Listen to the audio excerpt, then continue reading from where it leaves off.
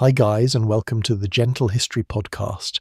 Tonight we step into a winter so deep and quiet that the frontier seems folded beneath white cloth.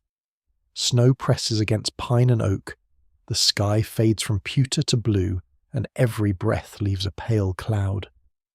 Ahead, beyond the dark trees, a log cabin waits with one small window glowing amber through the storm. It looks comforting from here, which is fortunate, because you probably won't survive this if you miss the path and decide to improvise. So before you get comfortable, take a moment to like the video and subscribe, but only if you genuinely enjoy what I do here. While you settle in, post where you are listening from and your local time. Now, dim the lights, and feel your boots sink almost to the ankle with every step. You're walking through a frontier forest in the early 19th century. Winter does not consult calendars.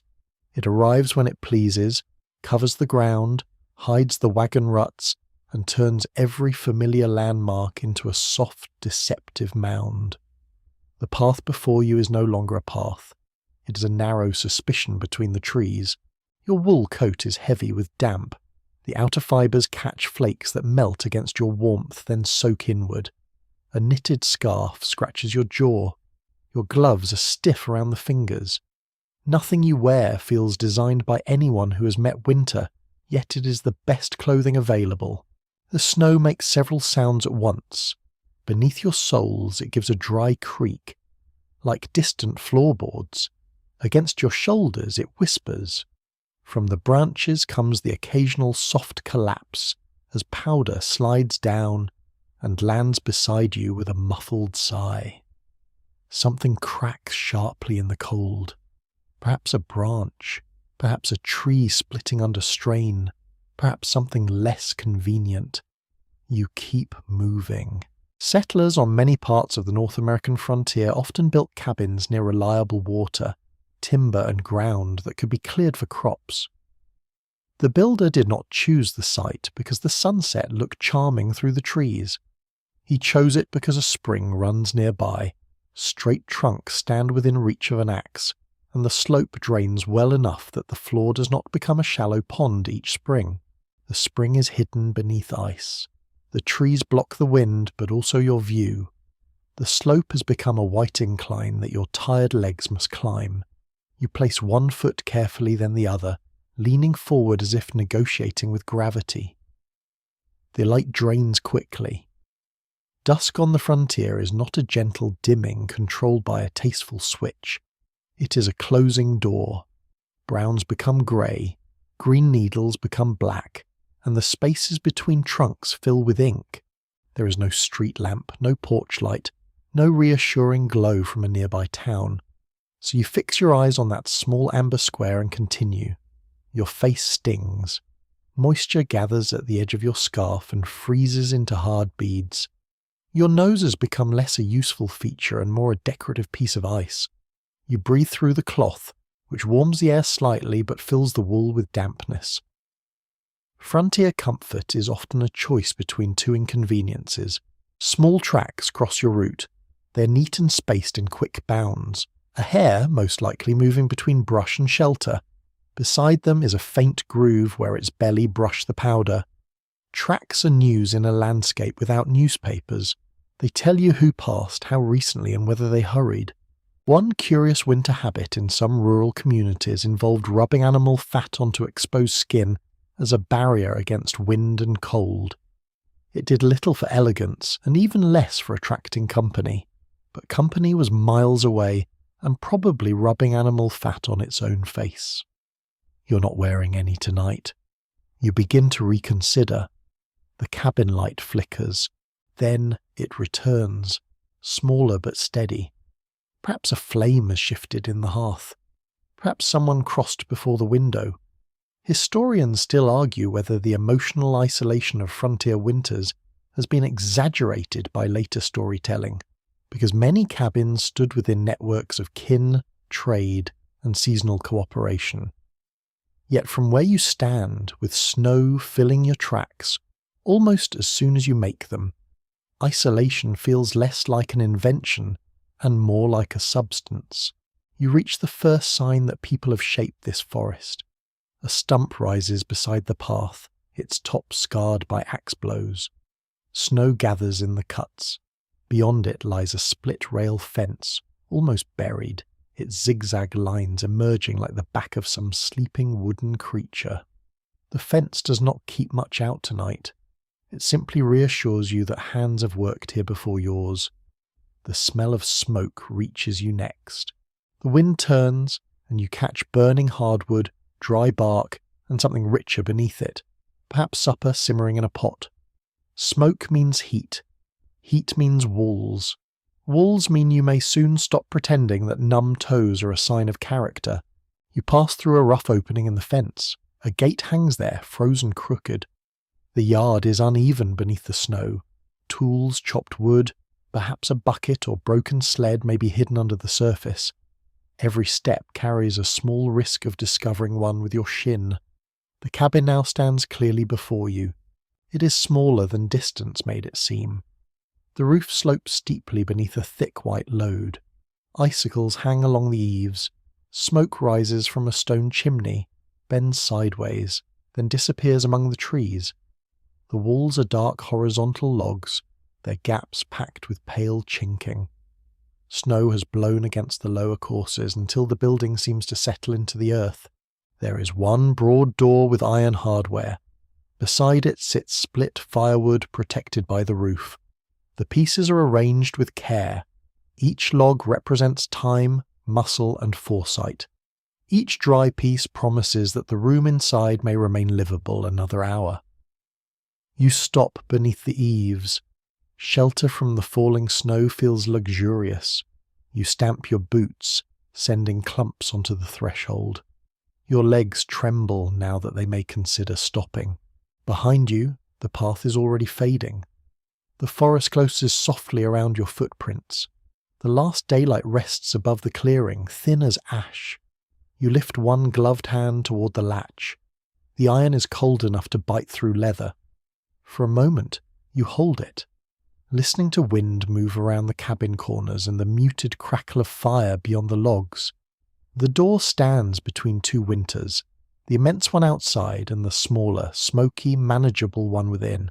You press the latch down, lean your shoulder into the swollen wood, and feel the cabin resist before slowly giving way. The door opens only a handspan before the packed snow behind it drags across the floor. You push harder, shoulder braced against rough wood, and a breath of warm air slips through the gap. Warm is perhaps generous. The air inside is merely less determined to kill you. You squeeze through and pull the door shut with both hands. The latch drops into place. At once the storm becomes distant. Snow still brushes the walls, wind still presses at the roof, but the sounds have softened into a low hush. The cabin surrounds you with darkness, smoke, damp wool, and the faint orange pulse of a fire that is nearly gone. Your eyes adjust slowly. One room holds almost everything. A table stands near the wall, built from thick boards that still show the marks of the saw. Two stools sit beneath it. A wooden chest rests beside a narrow bed. Pegs driven between the logs hold coats, a powder horn, a bag, and several tools whose shapes are difficult to identify in the dimness. An iron pot hangs over the hearth. A few dishes wait on a shelf. There is no hallway. There's no private room waiting beyond another door. The cabin is kitchen, workshop, bedroom, dining room, storehouse, and refuge, all pressed into a space that would make a modern estate agent speak very quickly. You stand near the entrance, dripping onto the floor. The floor is made of split boards, though they're uneven and cold beneath your boots. Many early cabins began with packed earth floors, especially when settlers needed shelter quickly. But wooden floors became common when time, tools, and timber allowed. A board floor keeps you above mud and crawling insects, although it also provides small gaps through which cold air rises with remarkable enthusiasm. You remove your gloves. Your fingers ache as feeling returns. First comes numbness, then tingling, then the unpleasant impression that every fingertip has developed its own heartbeat. The hearth occupies most of one wall. Stones form a wide opening blackened by years of soot. The fire inside has collapsed into a red bed of coals beneath grey ash. One small flame curls around a charred piece of wood, hesitates, and disappears. You do not admire the furniture for long. A frontier household depends on fire with an intimacy that is difficult to imagine from a room warmed by hidden pipes. Fire heats the cabin, cooks the food, dries clothing, warms water, provides light, and protects the people inside from the deepest cold. When the fire weakens, every task becomes more difficult. When it dies completely, someone must rebuild it with tinder, sparks, patience, and fingers that are rapidly losing their usefulness. You kneel before the hearth. Heat touches your face, but the floor chills your knees. You find a small iron poker leaning against the stones and gently stir the ash. Red points brighten beneath the surface. A few coals remain alive. That is good news. You lift a dry curl of bark from a basket near the fireplace. Beside it lie pine splinters, thin twigs, and several larger pieces of wood. The arrangement is deliberate. Fuel is sorted by size because a coal that can ignite bark cannot immediately ignite a heavy log. Fire prefers persuasion. You place the bark near the glowing coals. Then you add the drier splinters above it, leaving spaces for air. The cabin smells of smoke, resin, old food, leather, and wet clothing. Your own coat adds the sharp scent of melting snow and tired wool. You bend close and blow. Ash rises at once and settles across your sleeve. The coals brighten. A thin line of smoke twists upward, misses the chimney opening for reasons known only to itself, and drifts directly into your face. Your eyes water. The frontier welcomes you indoors by making you cry. You turn your head, take another breath, and blow again. This time the bark catches. A tiny flame appears, pale at first, then orange. It crawls along the curled edge and reaches one of the pine splinters. Resin snaps softly. The sound is small, but in the quiet cabin it feels important. One unusual trick used in some households is the saving of charred cloth for fire starting. A scrap of linen is heated in a covered tin until it becomes black and fragile, then protected from moisture. It catches a spark easily and can help turn a brief glow into flame.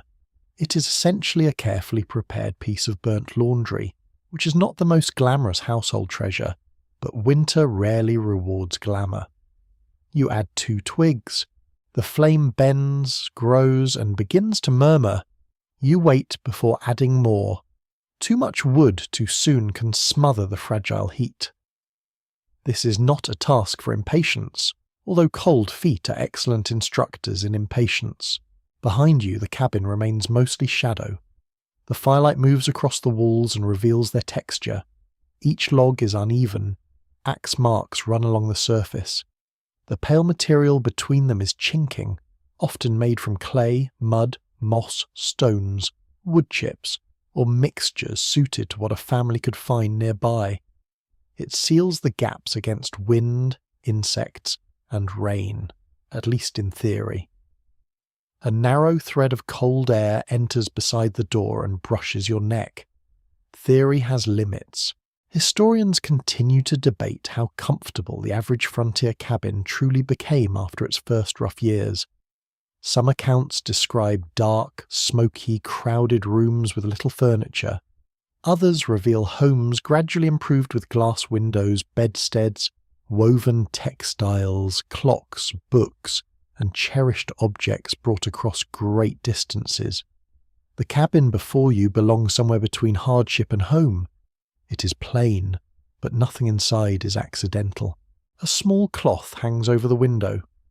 The glass itself is divided into tiny panes, wavy and imperfect. Glass windows were valuable in remote settlements because transporting them over rough roads invited breakage. In poorer or newer cabins, openings might be covered with greased paper, animal skin, wooden shutters, or cloth. You imagine the storm pressing against paper instead of glass. and decide to appreciate the window immediately. The twigs burn steadily now. You place a split piece of hardwood across them. It is no thicker than your wrist.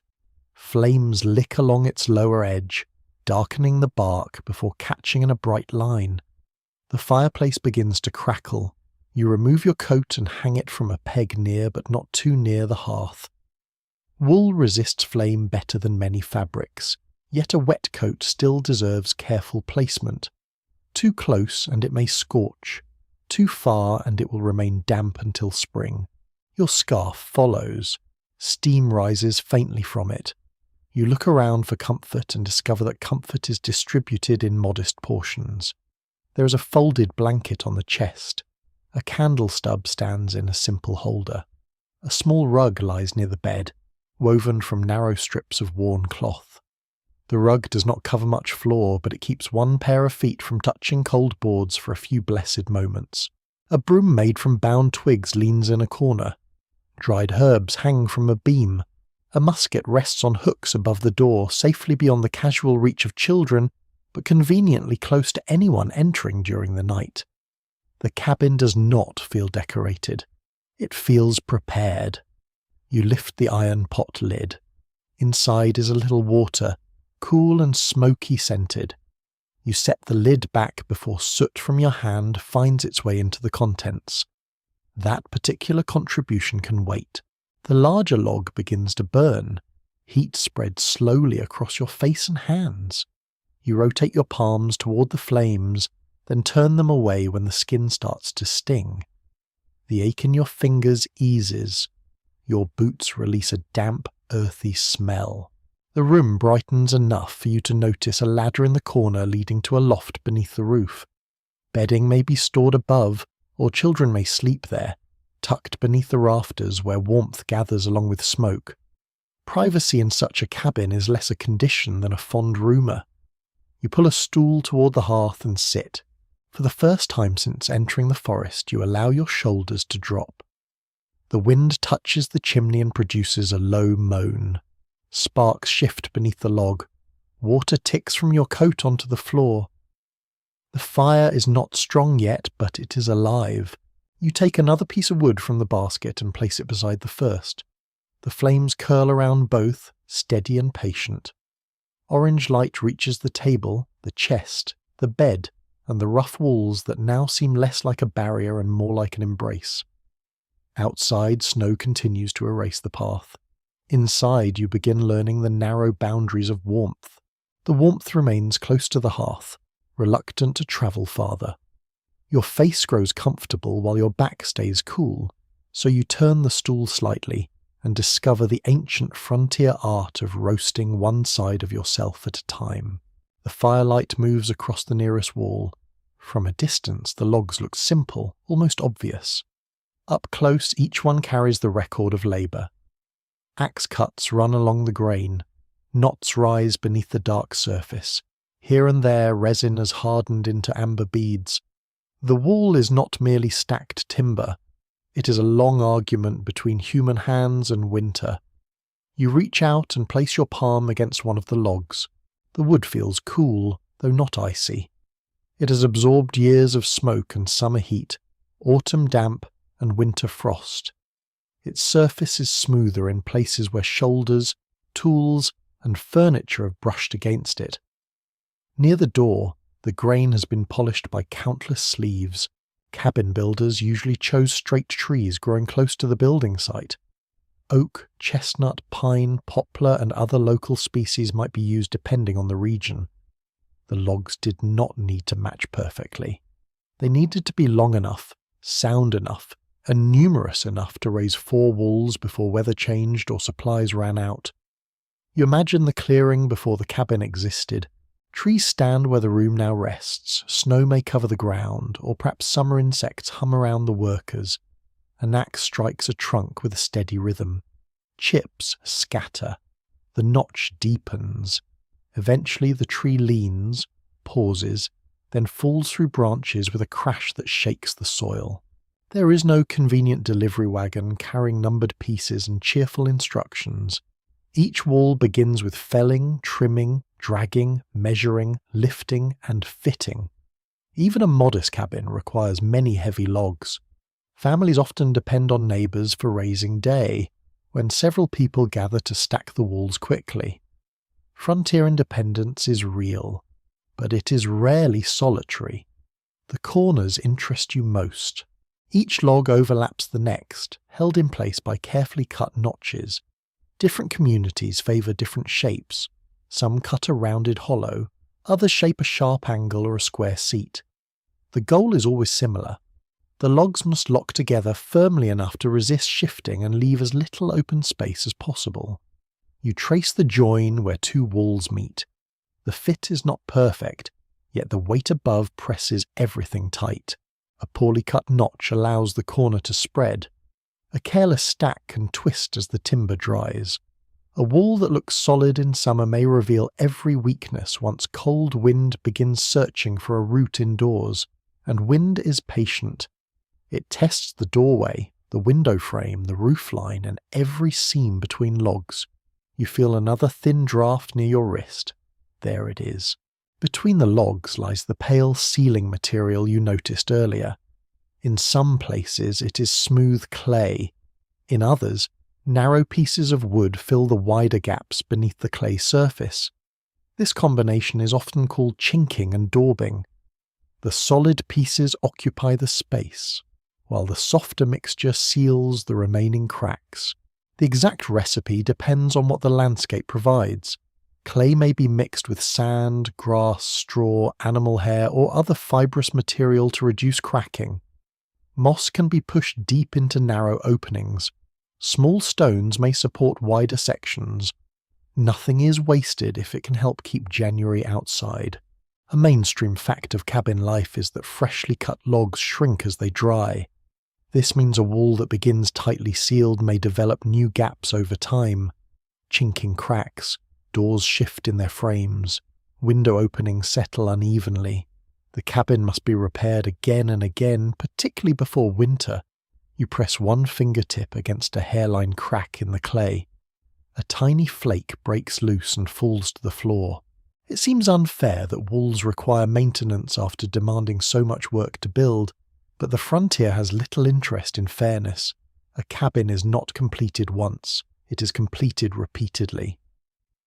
During autumn, someone walks around the structure inspecting every seam.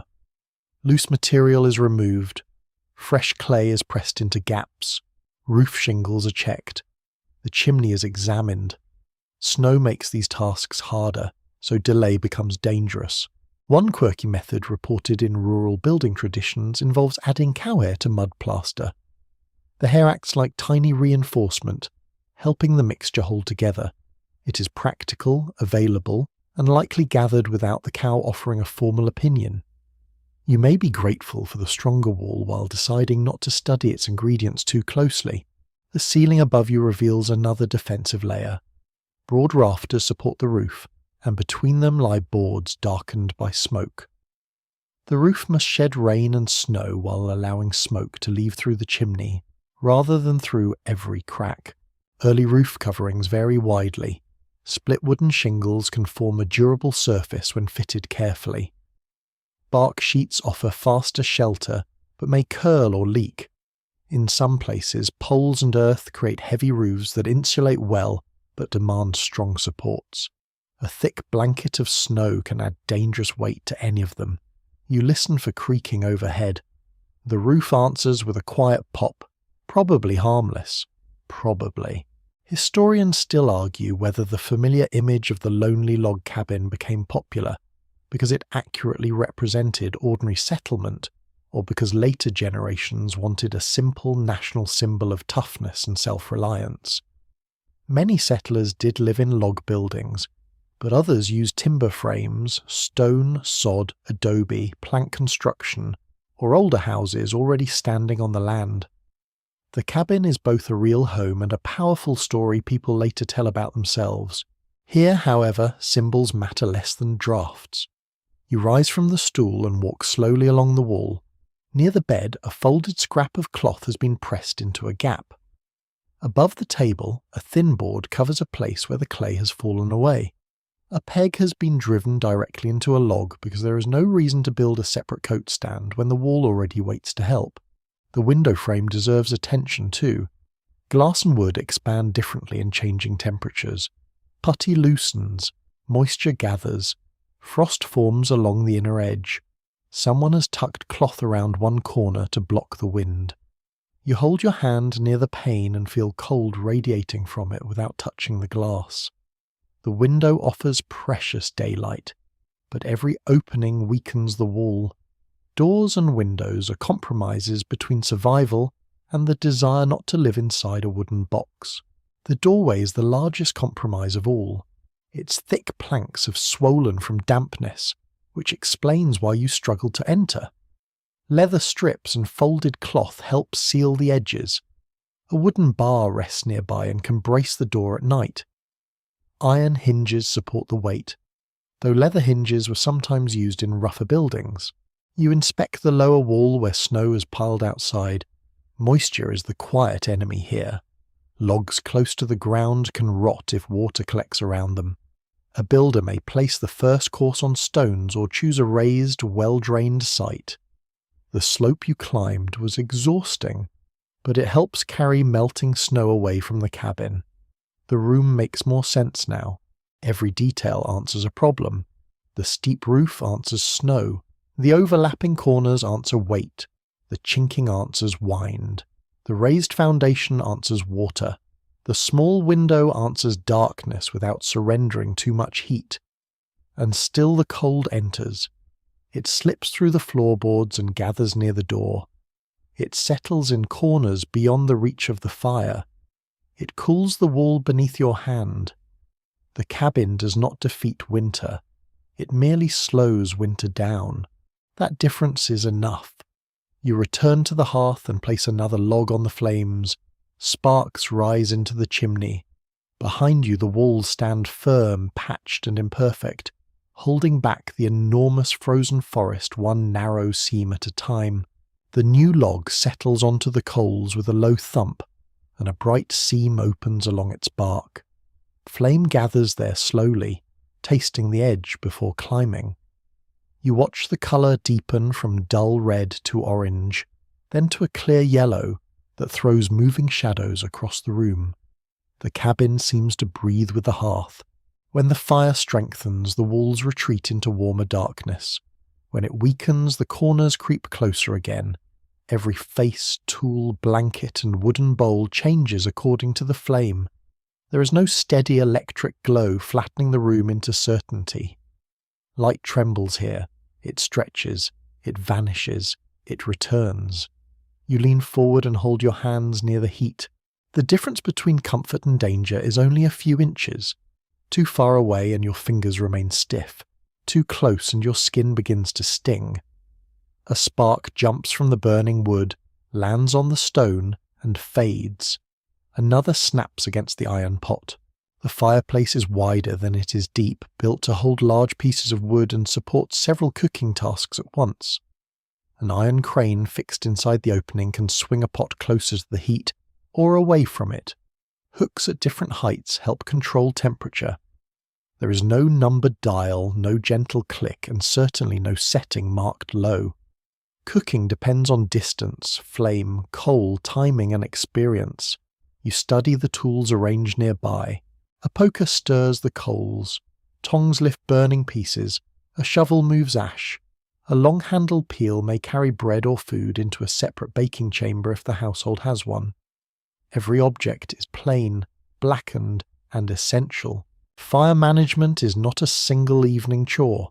It continues through the entire day and night. Someone feeds the flames after waking, adjusts them for cooking, lets them settle when less heat is needed, and builds them again before darkness. In deep winter, the aim is often to preserve living coals until morning. That is one ordinary truth of frontier life. Many households try to keep the hearth alive continuously, because starting from cold is slower and more difficult, especially in wet weather. A banked fire covered with ash can protect glowing coals for hours. At dawn, those coals may be uncovered, given air, and coaxed back into flame. You take the poker and draw the burning wood closer together. The coals brighten under the movement. Heat rises against your face. Smoke lifts into the chimney, though a small portion drifts into the room and lingers beneath the rafters. The cabin ceiling has grown dark from years of it. The chimney is both servant and threat. If it draws well, smoke escapes and the fire burns cleanly. If wind pushes down the flue, smoke rolls into the room. If soot collects, sparks may ignite it. If the structure cracks, heat can reach dry timber. A chimney made from stone is safer than one formed from sticks and clay, but even stone requires attention. You glance upward as another gust touches the roof. The fire leans toward the room for a moment, then straightens. A thread of smoke follows, making your eyes water again. You shift the stool and accept that frontier heating includes a complimentary facial treatment. Some cabins use chimneys built from small logs or wooden sticks coated heavily with clay. These are often called clay-lined wooden chimneys. They can function surprisingly well while the clay remains intact. Once it dries, cracks, or falls away, the wood beneath becomes vulnerable to flame. There is an odd old custom associated with chimney fires in some communities. People might fire a gun upward through the flue in hopes that the blast would loosen burning soot. It is dramatic, loud, and exactly the sort of solution created when ladders are icy and calm. Judgment has left the building. Whether it saves the chimney or merely frightens everyone depends on luck. You look at the musket above the door and decide the soot may remain undisturbed tonight. The heat is finally spreading beyond the stones.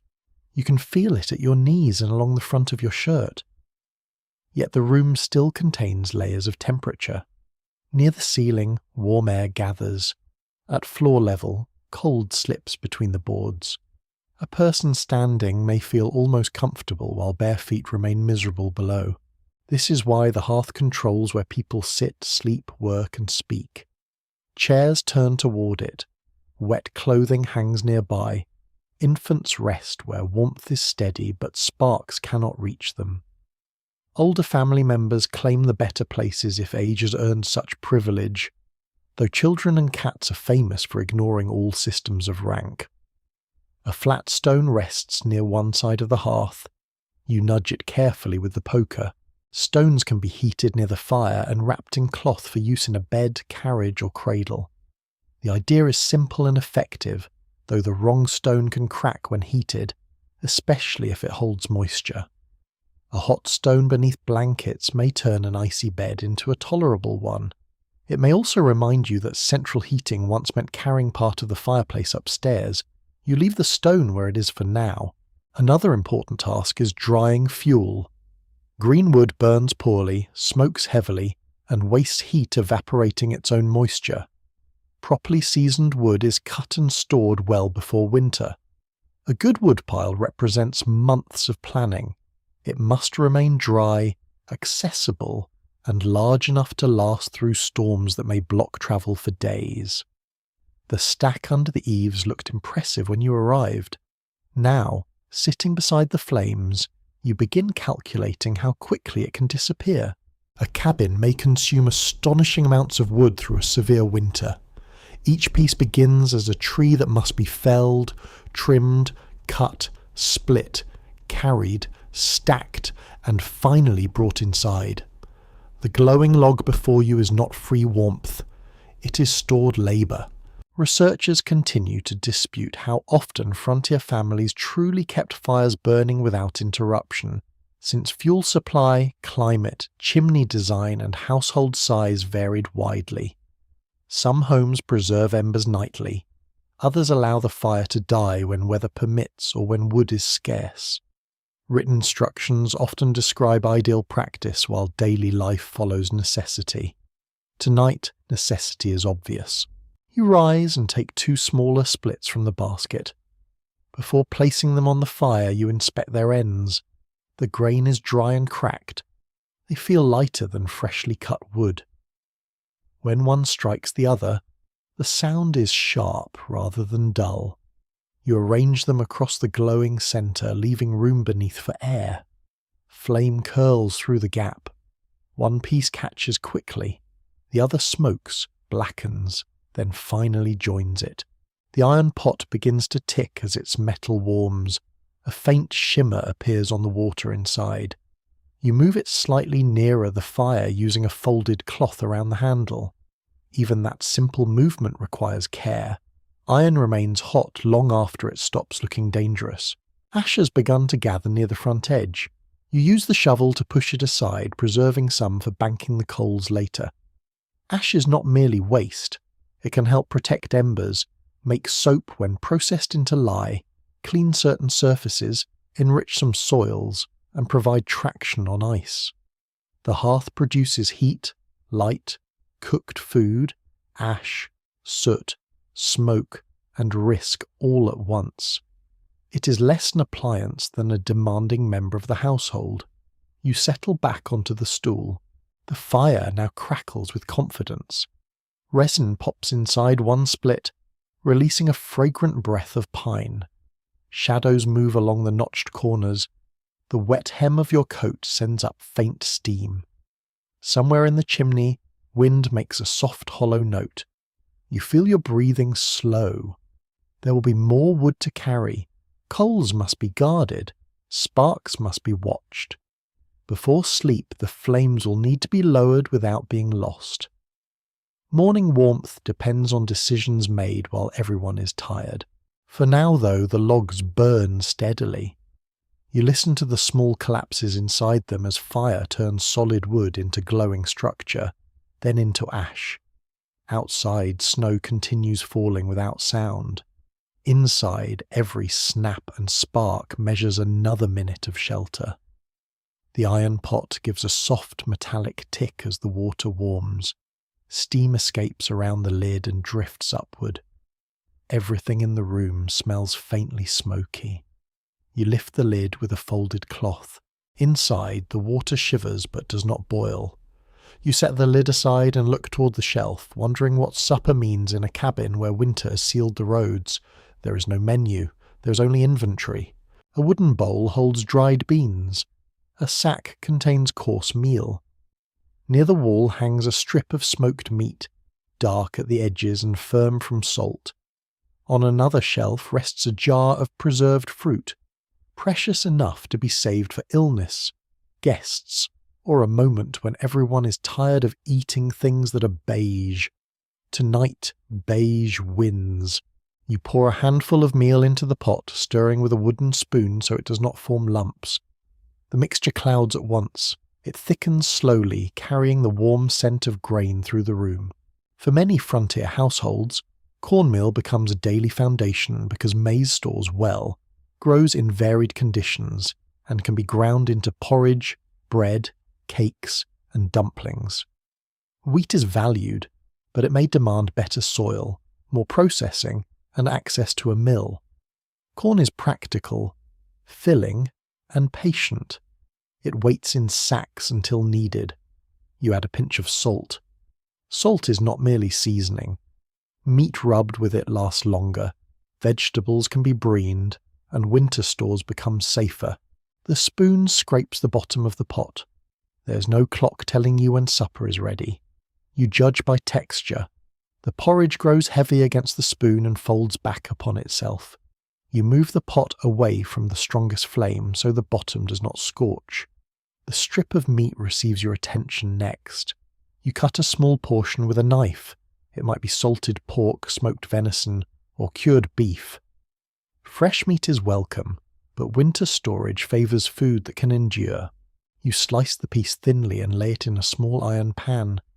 Fat begins to soften. A rich smell rises, far stronger than the modest portion deserves. The edges curl. The pan hisses quietly, and for a moment the cabin feels almost abundant. One widely recorded feature of frontier winter life is reliance on several preservation methods at once. Drying, smoking, salting, pickling, fermenting, and cold storage all help extend the harvest. Root vegetables may be kept in cellars, pits, or insulated sheds. Apples can be dried in rings. Beans remain in sacks. Cabbage becomes sour and durable. Nothing depends on one method, because one failure can be disastrous. You imagine autumn preparations. Corn hangs to dry, herbs are tied in bundles, apples are sliced, and roots are sorted so bruised ones are eaten first.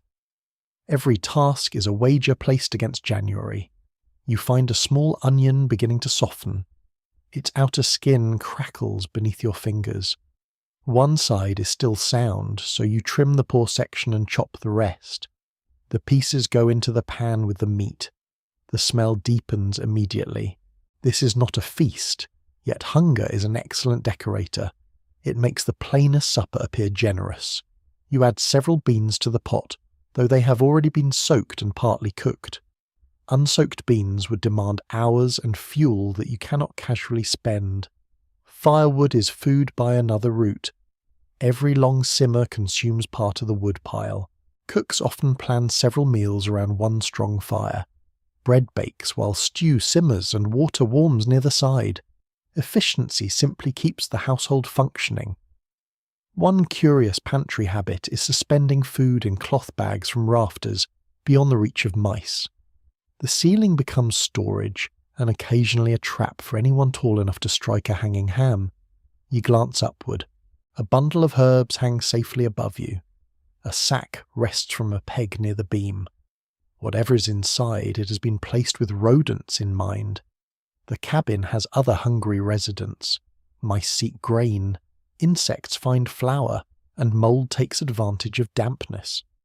Preservation continues even after the harvest is indoors. Researchers differ over how monotonous the frontier winter diet became.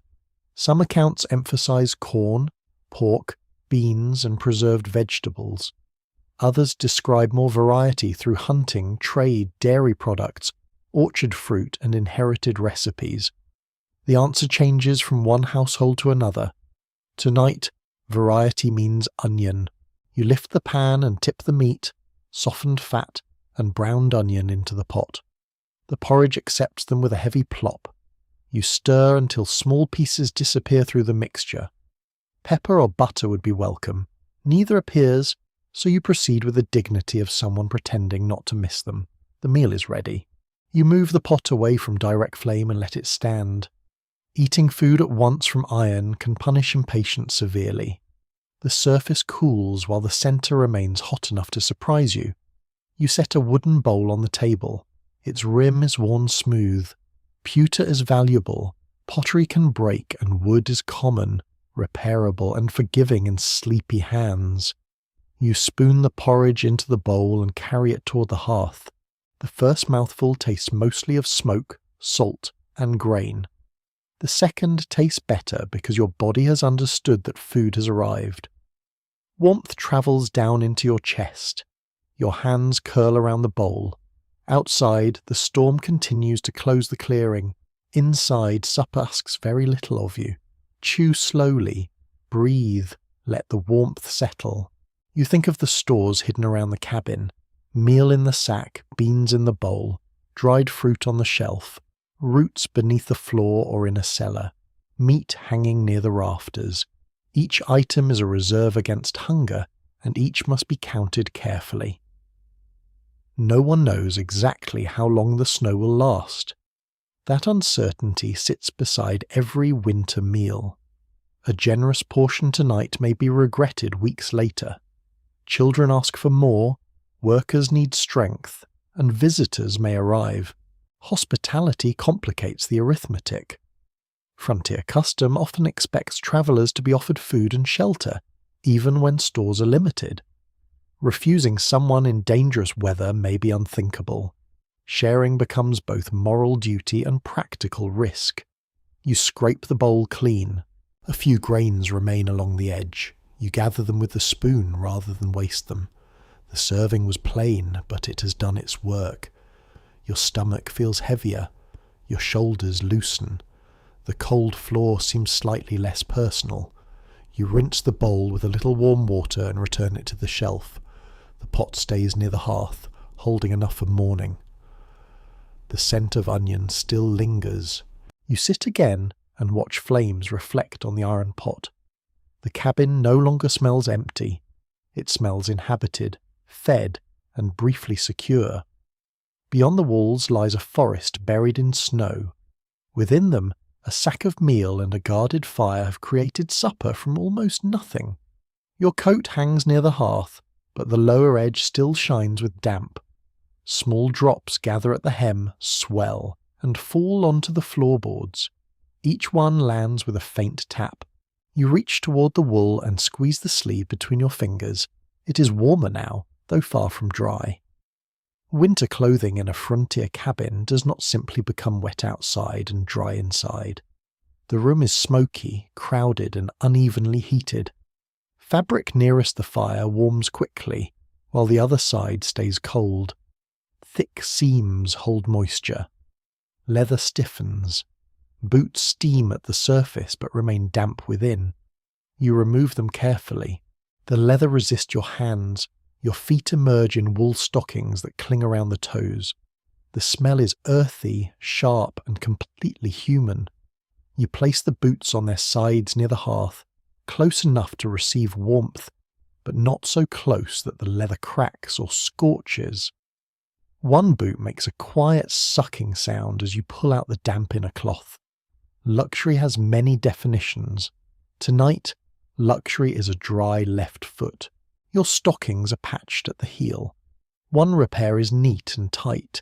Another is rougher, made in poor light or great haste. Clothing here is rarely discarded because of a hole. It is mended, turned, cut down, altered, passed along, and eventually transformed into rags, stuffing, ties, or strips for weaving. A familiar reality of frontier households is that much clothing is produced or finished at home. Women and girls often spin fibres, weave or obtain cloth, cut garments, sew seams, and repair the same pieces repeatedly. Some families purchase fabric or ready-made items through trade, but distance and expense make every garment valuable. You peel off one stocking and hold your foot toward the fire. Pins and needles race across the skin as warmth returns. You flex your toes slowly.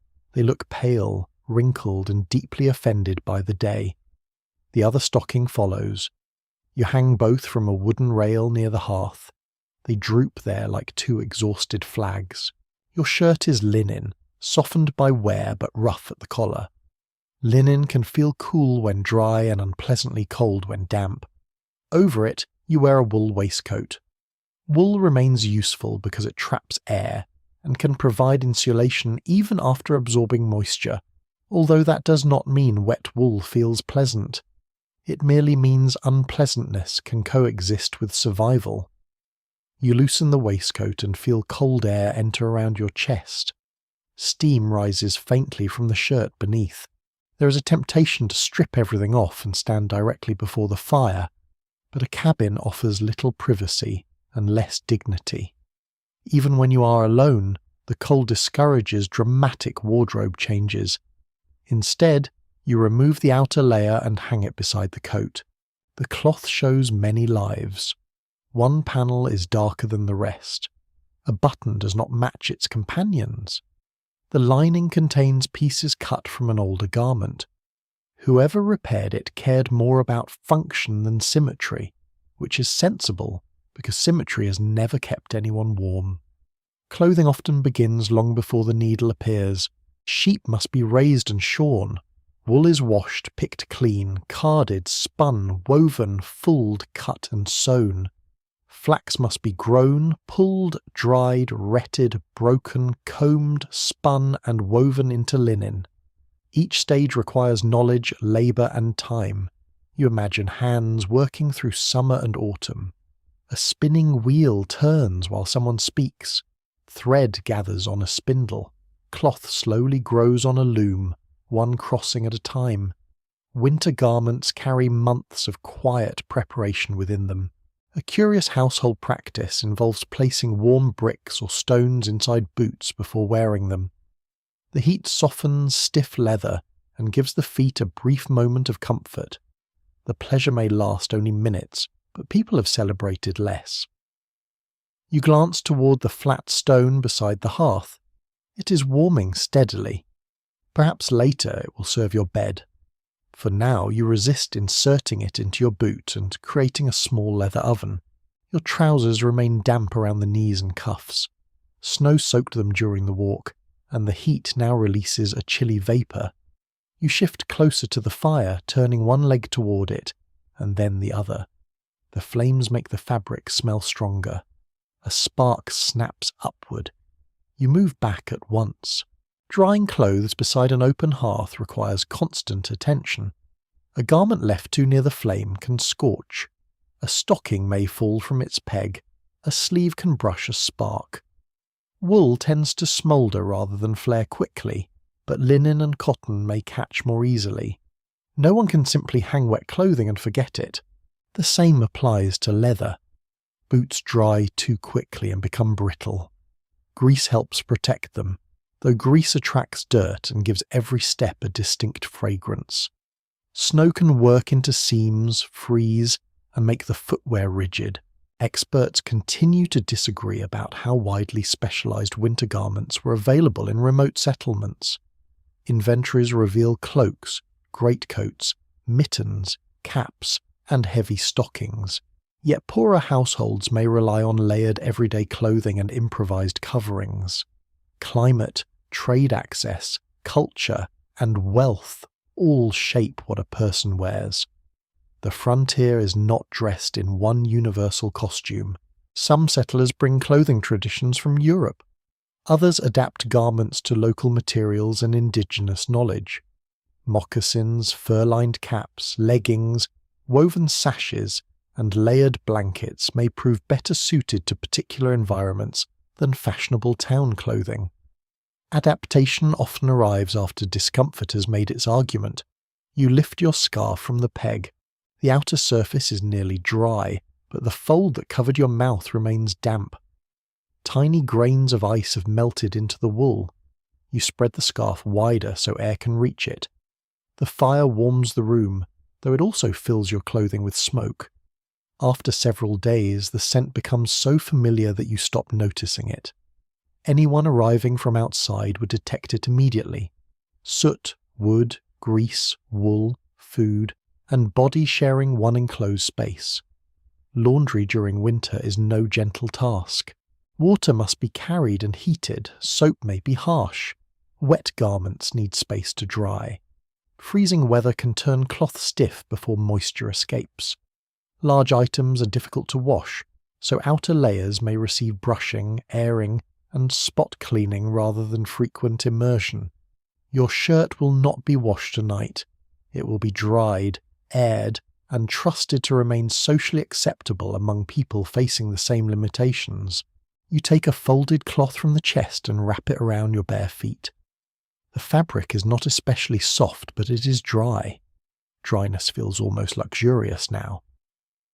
Near the bed lies a pair of simple indoor shoes. You slip them on. They are loose and worn, yet they protect you from the cold floorboards. You return to the coat and turn it so the wetter side faces the heat.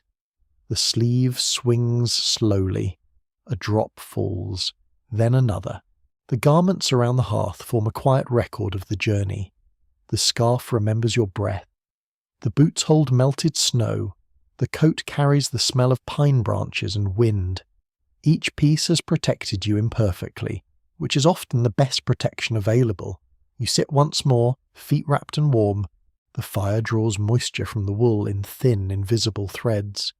Somewhere within the cabin, fabric settles on a peg. Leather creaks softly as it warms. The room smells less like the forest now, and more like clothing that may, with patience, be wearable again by morning. The clothing settles around the hearth, dripping less often now, and the cabin grows quieter. At first, you hear only the fire. A log shifts inward with a soft crack. Sap whispers through the grain. Wind presses against the outer wall and withdraws. Somewhere above, the roof gives a faint wooden sigh under the weight of snow. Then another sound appears. A scratch. It comes from beneath the table. You hold still. The scratching stops. You look toward the shadow under the boards. where the firelight reaches only in thin orange strips. Nothing moves. The stool beside you creaks as you lean forward. There it is again. Scratch. Pause. Scratch.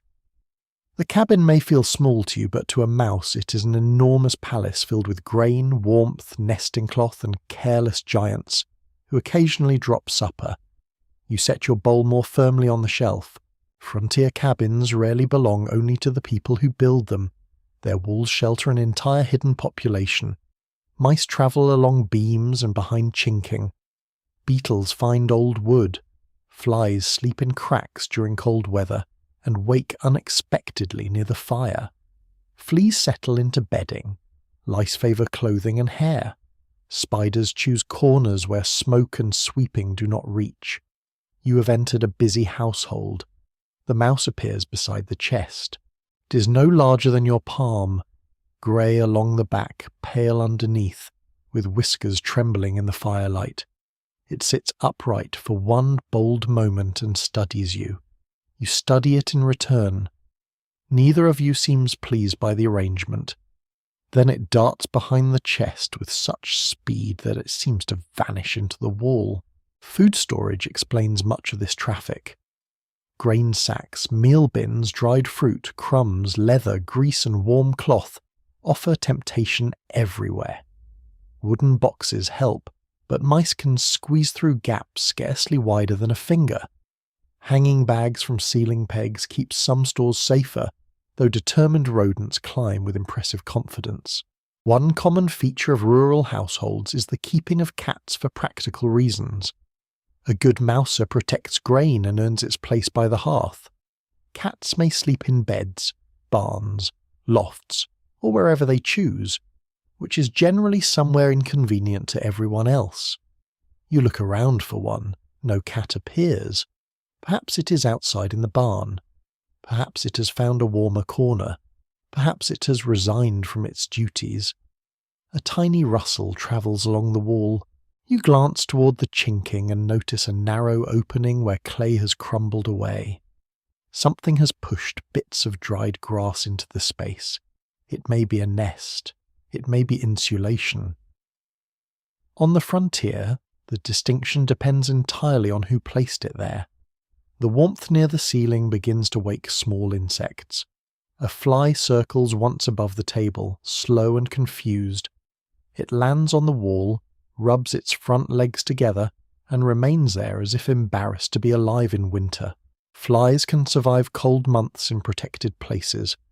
Eggs, larvae, or adults remain hidden until warmth stirs them. A strong hearth may create a brief false spring inside the cabin. The insects wake, investigate supper, and discover that January continues beyond the window. You wave the fly away from the pot. It circles back. The confidence of a creature with no rent to pay is remarkable.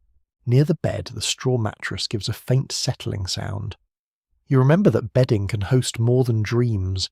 Fleas and bedbugs thrive where warmth, bodies, and fabric gather. Mattresses stuffed with straw, corn husks, feathers, wool, or dried plant material may be emptied and refreshed, but cleaning them completely is difficult. A curious method used in some households involves placing bed legs in shallow dishes of water or oil to discourage crawling insects. It creates a tiny moat around the bed, though it does nothing for anything already living in the mattress. You can admire the ingenuity while avoiding deeper reflection. You lift one corner of the blanket. Nothing obvious moves. That is not the same as reassurance. Historical records make clear that cleanliness on the frontier is shaped by labour and available resources rather than simple neglect. Water must be carried. Soap must be made or purchased. Bedding must be aired when weather permits. Floors need sweeping. Clothing requires drying space. People understand dirt and pests perfectly well, but understanding a problem does not summon hot running water. You take the twig broom from the corner and sweep beneath the table. Dust, crumbs, ash, and a small seed gather in front of the hearth. The mouse has probably been dining well. You collect the debris with a wooden scoop and drop it into the fire. a spark rises. The mouse remains hidden. Experts remain divided over whether later descriptions exaggerate the filth of isolated cabins in order to contrast frontier hardship with urban refinement. Some homes were certainly crowded and infested. Others were swept daily, whitewashed, aired, and managed with considerable discipline. Cleanliness varied with health, wealth, season, household size, and simple exhaustion. Tonight the cabin is neither filthy nor spotless. It is alive. A beetle crawls from beneath a split log near the hearth. Its dark shell catches the light. It pauses beside the warm stone, then disappears into the woodpile. Insects carried inside with firewood can emerge once the cabin heats. The log basket is shelter, transport, and dining room all at once. You decide not to investigate further. From above comes a heavier movement. A soft thump sounds near the rafters. You raise your head. The loft is dark. A bundle hangs from a peg. A strip of cloth sways slightly, though there is no breeze. Another thump follows. This is too large for a mouse. You reach for the poker. A pair of eyes catches the firelight. For one breath, your heart tightens. Then a cat steps along the beam, tail lifted, moving with the slow authority of someone who owns the building and has merely allowed you inside. Its coat is dark, except for a pale patch beneath the chin. Snow has melted along its paws. The cat descends the ladder one careful step at a time. It reaches the floor, stretches, and looks directly toward the chest where the mouse vanished. So the household staff has reported for duty. The cat passes your stool and settles near the fire without asking permission. Its fur releases the smell of cold air, dust, and barn hay. After several turns, it curls into a compact shape and closes its eyes. You wonder whether it intends to hunt. Its breathing grows slow, apparently not immediately. Outside, livestock may be sharing another shelter.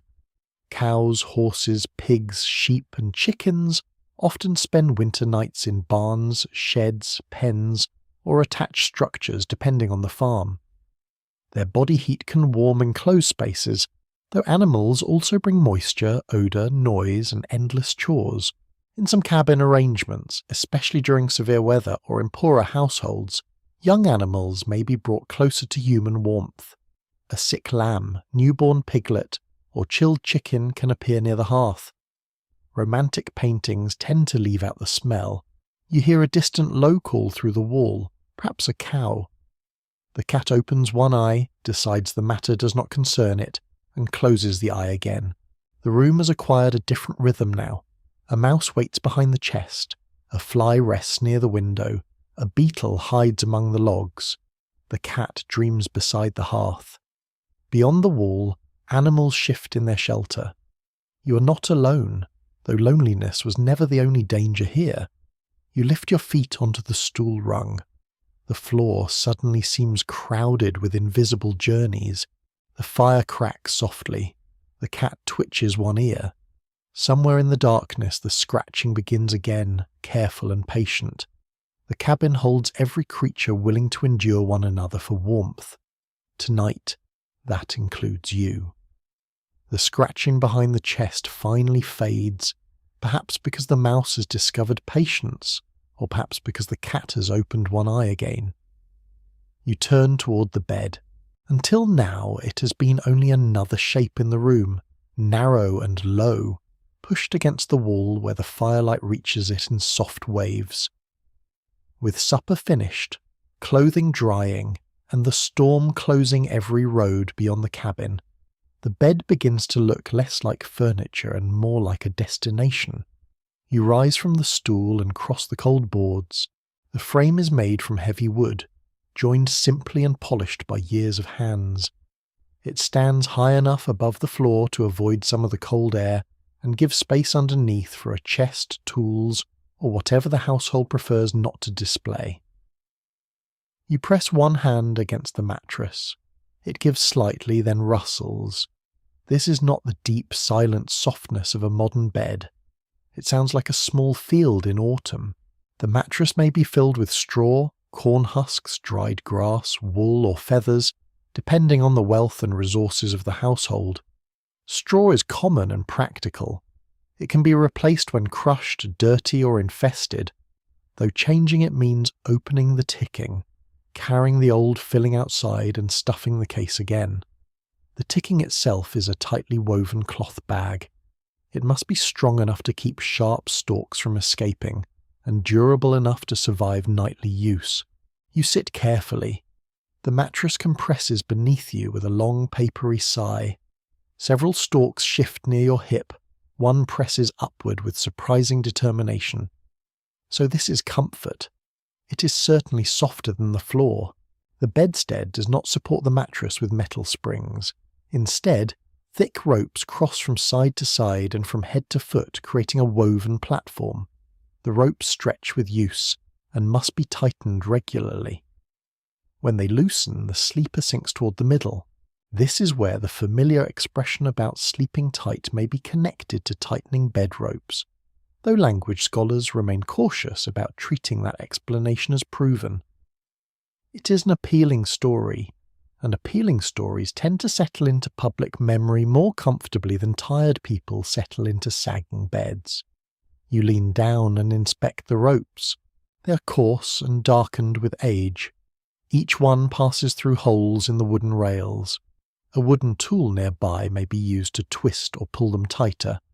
The work requires strength, and the result determines whether you sleep flat or spend the night sliding gently toward another person. Shared beds are common. A household may have only one or two bedsteads, even when several people live beneath the roof. Parents, children, relatives, guests, and travellers divide available sleeping space according to age, rank, health, and necessity. Privacy becomes negotiable. Personal space becomes a charming idea from another century. One established fact of domestic history is that beds and bedding often represent a significant portion of household wealth. Probate inventories list bedsteads, feather beds, blankets, sheets, and quilts with care, because these items require labour, materials, and expense. A good feather bed can be valuable enough to pass through generations. You lift the top blanket. It is heavy, woven from wool and rough along the edge. Beneath it lies another covering assembled from pieces of older cloth. Some sections are faded blue, others brown, cream, or dull red. The stitching is not ornamental in every place. Some seams exist simply because scraps had to become something larger. A quilt can preserve fragments of worn dresses, shirts, aprons, and children's clothing. It is a family archive that keeps no written dates. Each patch carries the shape of a previous life. You run your fingers over one square. The fabric is thin in the centre but carefully reinforced around the edges. Whoever made it expected the blanket to work, not merely to be admired. A feather mattress would offer greater softness, but feathers require birds, time, and many seasons of collection. Goose feathers are especially prized. Families may save them gradually, taking only part of the plumage when appropriate or gathering feathers after slaughter. One peculiar custom reported in some rural communities is the feather-gathering visit, when neighbours help strip soft feathers from quills while sharing stories, food, and gossip. The labour is slow, but conversation makes it lighter. Few mattresses are built without someone discussing someone else's marriage prospects. You press the mattress again. It does not feel feathery. Straw will be your companion. The bed is positioned near the hearth, but not directly beside it. Sparks must not reach the blankets, yet warmth should. This balance is difficult because the fire heats unevenly. Your face may become warm while the wool beside the bed remains cold enough to hold frost. You touch the logs above the pillow. They're cool and faintly damp. A sleeper close to an outer wall may hang cloth, blankets, or hides to reduce drafts. Bed curtains serve a similar purpose in wealthier homes, creating a smaller chamber of warmer air around the body. In this cabin, there are no curtains, Only the heavy blanket and the hope that the fire remains alive. You pull back the covers. Cold air rises from beneath them. The bed has been waiting all day without enthusiasm. This is where the heated stone earns its place. You return to the hearth and test the flat stone with the back of your hand. It is hot but not glowing. Using a thick cloth, you lift it carefully. The weight surprises you, and heat presses through the fabric. You wrap it in another piece of wool before carrying it toward the bed. A heated brick or stone can be placed near the feet before sleep, warming the blankets and easing the first painful minutes. The object must be wrapped properly. Too little cloth may scorch skin or bedding. Too much cloth wastes the heat. You slide the bundle beneath the covers. The mattress rustles as you move it toward the foot. Almost immediately, warmth begins spreading through the enclosed space. It is modest, but inviting. Your future toes offer silent thanks.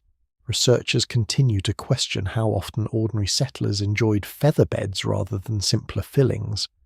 Surviving inventories often come from households wealthy enough to leave detailed records, while poorer families appear less clearly. The beds described in memoirs may also reflect memories softened by nostalgia or sharpened by hardship. The answer lies somewhere between luxury and straw. You check the ropes once more. They sag slightly but appear strong. The mattress slopes toward the centre, though not dramatically. If you are alone, you can use the dip as a nest. If several people join you, gravity will introduce everyone before morning. The cat rises from the hearth and approaches. It studies the bed, then jumps onto it with effortless confidence. The mattress gives a loud rustle. The cat circles twice, kneads the blanket with its paws, and sits exactly where your legs are meant to go. You move it gently, it returns. You move it again. This time it settles near the pillow, staring at you with the expression of a landlord reviewing a troublesome tenant. The bed must also be examined for insects. You hold the blanket near the firelight and inspect the seams. Bedbugs hide in cracks, joints, and folded cloth. Fleas wait in bedding and clothing. Regular airing, washing, sweeping, and replacing mattress filling can reduce them, though complete victory is difficult. You see no obvious movement. Tonight, ignorance will serve as part of the bedding. You arrange the blanket so the heavier wool layer rests above the patchwork covering. Air trapped between layers provides insulation. Clothing may remain on the body for extra warmth, particularly in severe weather. A cap protects the head, which often stays outside the covers. The idea of changing into delicate nightclothes feels almost theatrical here. You will sleep in dry garments, or the driest available. The fire shifts behind you. A red glow travels through the room. Wind brushes the shutters and sends a soft tremor through the glass. You sit on the edge of the bed once more. The ropes creak beneath your weight. Straw settles. The warm stone waits near the foot. The cat has finally accepted a corner of the blanket. It is not a grand bed. It will not erase the cold, silence the storm, or guarantee an undisturbed night. Yet after miles of snow, wet wool, smoke, and hard boards, it feels astonishingly close to kindness. You draw the blanket across your knees and listen as the rope frame holds you above the frozen floor. The blanket rests across your knees while the cat folds itself into the smallest possible shape beside you. For several moments, the cabin feels settled. Then the shutter knocks. Once, twice. A third time follows, louder than the others. You turn toward the window. The cloth at its edge trembles. Wind pushes against the outer boards, finding the loose hinge and lifting it just enough to make the wood strike the wall. The sound is not dangerous by itself, but darkness gives every noise a larger body. You rise from the bed and cross the room. The floor has cooled again. The indoor shoes soften each step, though cold still presses through their thin soles. At the window, frost gathers in pale ferns along the glass. Beyond it lies only darkness and blowing snow. The amber reflection of the fire floats on the pane, so that the room seems suspended outside as well as within. The shutter knocks again. You lift the wooden latch and push it more firmly into place. The frame resists, swollen by damp and cold. When it finally settles, the noise stops. For a breath, there is silence. Then wind reaches the chimney. It produces a low, hollow moan that rises and fades like a distant voice. The flames bend sideways in the hearth. A little smoke curls into the room before the draught recovers. You stand very still. Storms reveal every weakness a cabin possesses. Loose shingles chatter. Rafters creak. Chinking sheds tiny flakes. Snow presses beneath doors and gathers against walls. Wind discovers cracks that no human eye noticed in daylight. A well-built cabin can endure severe weather, but endurance is not the same as quiet. One ordinary truth of frontier winter life is that families often inspect the house before sleep. The door is barred, shutters are secured, firewood is brought inside, water is kept where it will not freeze solid. Tools needed during the night are placed within reach. These rituals do not guarantee safety, but they reduce the number of unpleasant surprises. You begin with the door. The iron latch is firm. A thick wooden bar rests in brackets across the planks. You lift it into place. The weight feels reassuring in your hands. The bar protects against wind as much as strangers. A strong gust can worry an old latch loose, especially when wood has shifted in its frame. Tonight the door must remain part of the wall. You check the cloth tucked along its lower edge. Cold air still enters there, so you roll another scrap of fabric and press it against the gap. The draught weakens. Snow may gather outside until morning and make the door difficult to open, but that is a problem for daylight. A sharper crack comes from the roof. You look up. Dust drifts from one beam and catches the firelight. Snow on a roof is quiet until its weight begins to matter. Dry powder can be light, but repeated falls create deep layers. Wind pushes snow into heavy ridges. A thaw may add moisture, and freezing can harden the mass. In some households, people climb out to clear dangerous accumulation with poles, shovels, or improvised tools. Doing so in darkness would combine height, ice, and poor judgment in one convenient activity. You remain inside. The rafters have held through previous winters. You decide to trust their experience for another night. The storm changes its voice. At first it whistles round the eaves, then it becomes a steady rush, like water passing over stones. Snow brushes the wall in dry waves. Somewhere nearby a branch scrapes against the roof with a slow, deliberate rhythm. Scratch, pause, scratch. The cat raises its head. You both listen. The sound comes again, moving slightly as the tree bends. It is probably a branch. Probably is a useful frontier word. It allows you to continue without investigating every possibility. Fear at night does not always take the form of wolves, raiders, or dramatic danger. More often it comes through uncertainty. Is that smoke entering the loft? Has the chimney cracked? Is an animal near the livestock? Will the roof hold? Is the baby breathing normally? Has the fire burned too low? The cabin turns ordinary questions into midnight alarms. You return to the hearth and examine the chimney opening. Flames rise cleanly now. No sparks appear beyond the usual few. The stonework looks stable in the moving light. A curious practice in some rural communities involves hanging a small bunch of feathers, thread, or light plant fibers near a drafty area to reveal air movement. The material stirs before a person feels the current clearly. It is a simple wind detector, though it also gives nervous sleepers one more object to watch in the dark. A loose strand from the hanging herbs shifts near the chimney. You study it. The movement is gentle and regular, acceptable. You add one modest split of wood to the fire, careful not to build the flames too high. A roaring hearth may feel comforting, but strong fire increases the risk of sparks, overheated stone, and chimney trouble. Night heat must be steady rather than impressive. The new wood catches along one edge. You place the poker nearby and make sure the water pot can be reached quickly. Water serves many purposes, but tonight its most reassuring purpose is answering a stray ember. Researchers remain divided over how deeply fear shaped the experience of isolated winter households. Diaries sometimes record calm routines, social visits, and confidence born from habit.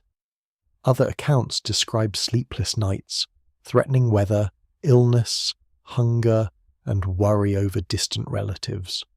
Silence in written records may reflect courage, exhaustion, or simply the fact that no one pauses during a storm to document every anxious thought.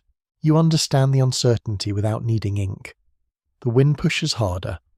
The wall beside the bed gives a faint shudder. A small fragment of chinking falls and lands near the floor with a soft tap. You crouch and inspect the gap. It is narrow, no wider than the edge of your thumb, but cold air slips through it. A permanent repair must wait for better light. For now, you take a strip of cloth and press it into the opening with the blunt end of a wooden spoon. The draft lessens. This is how many nighttime problems are handled. Not solved. Delayed. Made tolerable until morning.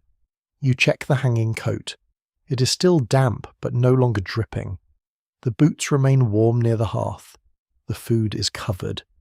The cat has returned to the bed and now watches you with mild disapproval, as though your movements are disturbing its rest. Another sound rises outside. A long cry travels through the trees. It may be a fox, it may be an owl, it may be wind passing through a narrow stand of timber. Frontier nights contain animals whose calls seem designed specifically to trouble human imagination. You wait for the sound to repeat. It does not. The fire snaps, and you nearly laugh at yourself. Modern life teaches you to identify noises through walls, pipes, engines, and distant traffic. Here, the vocabulary is different. Wood contracts, ice shifts, trees rub together, animals move unseen, snow slides from roofs. A familiar cabin becomes an instrument played by weather. You walk once more around the room. The bar is secure, the shutter is latched, the fire is controlled, the water is near, the roof still stands. These small confirmations settle the mind. Each one says that someone has looked, touched, tested, and prepared. You return to the bed and pull the blanket over your legs. The warm stone has created a gentle pocket of heat near your feet. Straw whispers beneath you. The ropes give a low creak as you lean back. Outside, the storm continues its work. It rubs snow against the logs, presses at the corners, and calls through the chimney. Yet the cabin answers with stone, timber, clay, flame, and human attention. You listen until the separate sounds begin to blend. The shutter remains still. The branch scratches more softly now. The fire crackles near the hearth, and beneath it all, the storm becomes a distant river flowing through the dark. The storm settles into a steadier rhythm, and the cabin no longer feels as though it is being tested by every gust. The wall still trembles now and then, but the sounds have become familiar enough to lose their sharp edges. You remain beneath the blankets, listening. Somewhere beyond the forest, another cabin may be glowing through the snow. It might stand only a mile away. It might stand 5 miles away. On a clear summer afternoon, that distance would feel manageable. Tonight, with the path erased and darkness filling every hollow, it may as well lie across an ocean. Frontier settlement is often scattered. A family chooses land for water, soil, timber, grazing, or legal claim rather than easy conversation. Neighbours may be close enough to hear an axe on a still day, yet far enough that a winter visit requires careful planning. Distance is measured differently here. A mile through open ground is one thing. A mile through deep snow, tangled forest, frozen streams, and rising wind is another. Roads may be little more than wagon tracks. Bridges can wash away. Trails disappear beneath drifting snow. A journey that takes an hour in summer may consume half a day in winter. You picture the route beyond the split-rail fence. Perhaps it bends past the spring, crosses a shallow creek and climbs toward another clearing. The creek may be frozen, but no one knows whether the ice is thick enough. Snow hides weak places. A traveller who steps through may soak boots and clothing miles from warmth. This is why people prepare before leaving. A person carries food, a knife, flint, spare cloth, and sometimes a blanket. Snowshoes may help where conditions and local knowledge support their use. A horse can make the journey faster, though deep drifts exhaust animals quickly. A sled glides well over packed snow but becomes troublesome among stumps and fallen branches. The most dependable tool remains judgment. One solid historical reality is that neighbouring households often depend on one another for tasks too large, urgent or specialised for a single family. Cabin raisings, harvest work, childbirth, illness, funerals, livestock recovery, and searches for missing travellers all draw communities together. The frontier celebrates independence, but survival frequently rests on cooperation. You think again of the logs surrounding you. Several pairs of hands may have lifted them into place. Someone may have brought food for the workers. Someone may have sharpened tools, watched children, or carried water. The cabin appears solitary now, but its walls may contain an entire community's labour. When trouble comes, distance becomes the first enemy. A child develops a fever, a chimney catches, a horse breaks through ice. A woman goes into labour sooner than expected. Someone must decide whether to leave shelter and seek help. That decision cannot be made lightly. Travel itself may create a second emergency. The person sent for assistance can become lost, injured, or trapped by changing weather. Every household weighs the danger inside against the danger outside. You imagine standing at the barred door with your coat still damp. Would you lift the wooden beam and enter the storm again? The answer depends on who needs help. Frontier hospitality grows partly from this shared vulnerability. A traveller arriving after dark may be a stranger, but refusing shelter in severe weather can place a life at risk. Food may be scarce and beds crowded, yet the door often opens. A guest receives what the household can spare. That may mean a place near the hearth, a portion of porridge, and room beneath a blanket already occupied by 2 other people. Comfort is limited, but safety is extended. An unusual custom in some rural communities involves exchanging simple signs about road conditions through marks, broken branches, or spoken messages carried from house to house. There is no formal system covering every settlement, yet local knowledge moves through human chains. One traveller reports a flooded ford. Another warns that wolves have followed livestock near a ridge. A child remembers which household still has salt. Information travels almost as importantly as food. The cat shifts beside your legs, stretches one paw, and settles again. You listen for any sound beyond the storm that might suggest a visitor. A knock at night would change the room instantly. The bar would be lifted. Questions would be asked through the door. Who is there? Where have you come from? Is anyone following? Are you hurt? Caution and hospitality must share the threshold. Most travellers are neighbours, traders, relatives, clergy, officials, hunters, or families moving toward new land. Some may carry letters or news from settlements many days away. A visitor brings cold air into the room, but also stories, warnings, prices, births, deaths, marriages, elections, and rumours. The arrival of another person interrupts isolation. It may also interrupt sleep. You imagine a snow-covered traveller entering, stamping boots, removing a stiff coat and holding red hands toward the fire. The meal must be stretched. Bedding must be rearranged. Someone takes the floor. Someone else shares the bed. The cat is displaced and takes this as a personal insult. Community is rarely tidy. Writers and social historians continue to differ over how welcoming frontier households were to unknown travellers.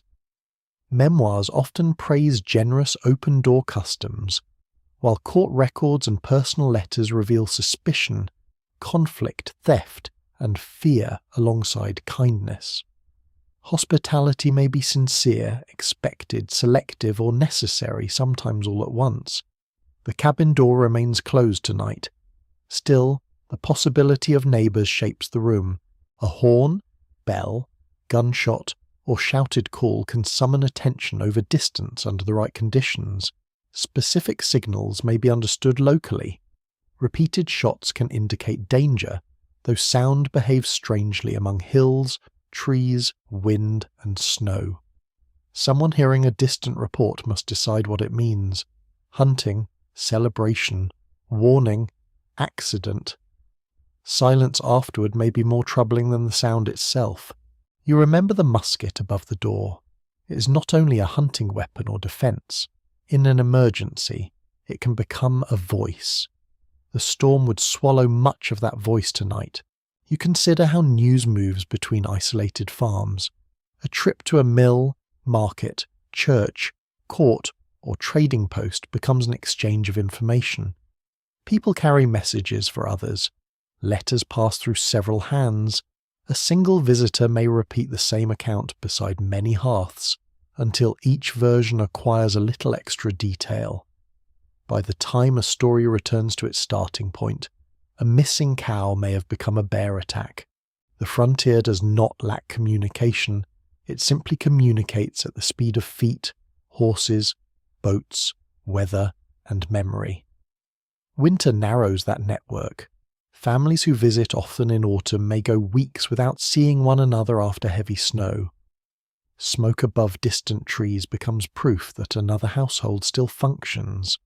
A cleared track means someone has passed recently. Fresh sled marks offer reassurance. You look toward the frosted window. Nothing can be seen through it now except firelight. Beyond the glass, the clearing lies empty, yet the nearest neighbour may also be awake, checking a shutter, banking a fire, and listening to the same wind. The thought softens the darkness. You're separated, but not entirely alone. Kinship can spread across several nearby farms. Parents, grown children, cousins and siblings may claim adjoining land. Such patterns allow tools, labour, food and childcare to move between homes. In other regions, settlers live among people who speak different languages or follow different customs, and cooperation develops slowly through necessity. A borrowed axe does not require identical beliefs. Neither does pulling a wagon from mud. Mutual aid often grows from practical exchange.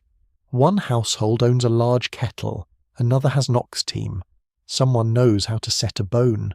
Someone else can repair a clock or shoe a horse. Skills become part of the local economy even when little money changes hands.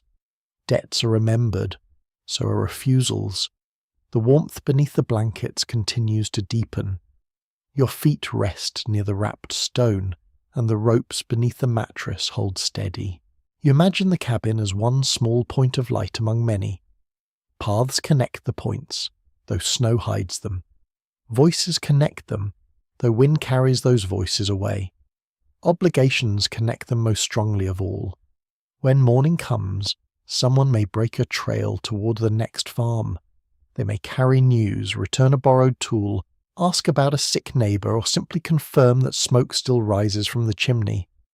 Tonight, no footsteps approach. The door remains barred. The forest stands between households like a great white silence. But behind that silence lies a web of favours, memories, promises, and shared dangers. You listen to the storm and picture those unseen cabins glowing far beyond the trees. The imagined lights of neighbouring cabins remain beyond the trees, connected by paths now hidden beneath snow. Inside this room, however, the work of keeping one small light alive continues.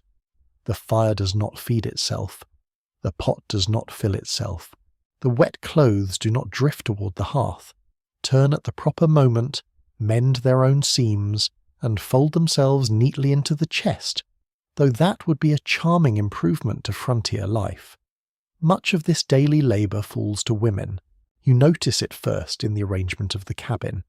The grain is stored where it can be reached but guarded from mice. Herbs hang in dry air. The spoon rests near the pot. Cloth scraps wait beside needles and thread. Soap, candles, food, bedding, and fuel have each been placed according to routines repeated so often that they have become almost invisible. Invisible work is still work. Before dawn, a woman may rise while the room is cold and everyone else remains beneath blankets.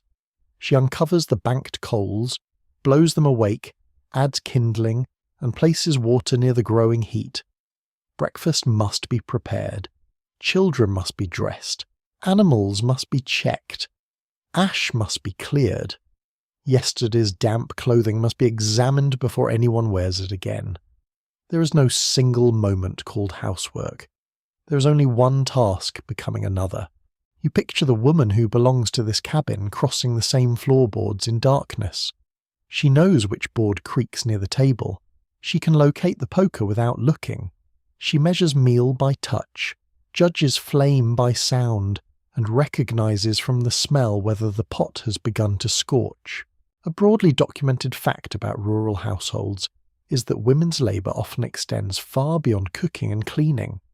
Women tend gardens, milk cows, preserve food, raise poultry, make butter and cheese, sew clothing, care for children, nurse the sick, help with harvests, keep accounts, trade goods, and sometimes manage farms during a husband's absence or death.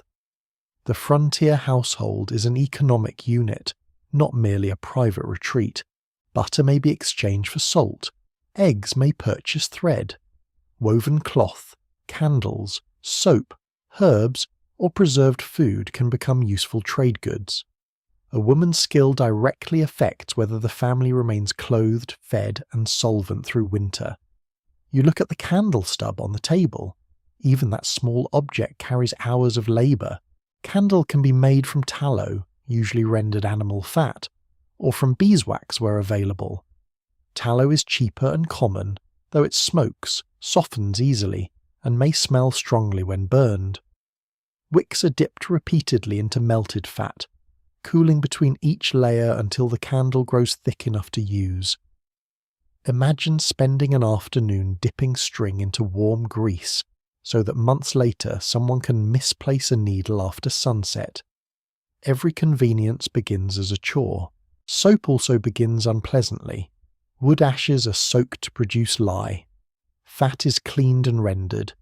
The ingredients are combined carefully, then stirred and heated. The result may become a firm bar or a softer soap used for washing cloth, dishes, floors, and bodies. The process is useful and hazardous. Strong lye can burn skin, and the mixture depends on experience rather than precise factory measures.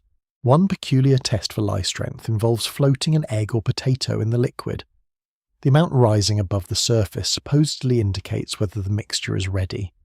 It is practical household chemistry with a snack serving as laboratory equipment. You glance toward the shelf and feel grateful that tonight's supper did not involve the testing potato. Laundry may consume an entire day. Water must be carried from a spring, well, stream, or melted snow. Snow looks abundant, but it produces surprisingly little water once melted. Pots are heated. Garments are soaked, scrubbed, beaten, rinsed, wrung, and hung. In winter, every stage becomes heavier. Wet cloth freezes outdoors. Indoor drying adds moisture to the room. Large blankets are difficult to handle. Hands crack from cold water and harsh soap. Smoke settles back into fabric even after washing. The clean garment returns to the body already carrying the smell of the cabin. Then comes sewing. A small rip must be repaired before it spreads. Stocking heels need darning. Shirt cuffs wear thin. Children grow, which is inconsiderate of them, and garments must be lengthened, altered, or passed down. Cloth is too valuable to waste on fashion without function. You pick up the patched blanket and study the stitching. Each seam represents time taken from another task. Perhaps it was sewn beside the fire after supper. Perhaps someone worked while listening to children recite lessons. Perhaps the needle moved late into the night, when the cabin was finally quiet enough for thought. There is also food to manage. A winter pantry must be watched constantly. Potatoes are checked for rot. Apples are sorted. Meat is examined for spoilage. Grain is protected from damp and pests. Milk must be used quickly or transformed into butter, cheese, or another product that lasts longer. Nothing can simply be placed on a shelf and forgotten. Children add another entire layer of work. They need feeding, warming, teaching, correcting, comforting, and protection from the hearth, tools, animals, illness, and their own inventive decisions. Older children help with chores, yet teaching them to help may initially require more effort than doing the task alone. A toddler near an open fire is less a family member than a small emergency moving unpredictably through the room. Researchers still disagree about how much authority frontier women exercised within household decisions.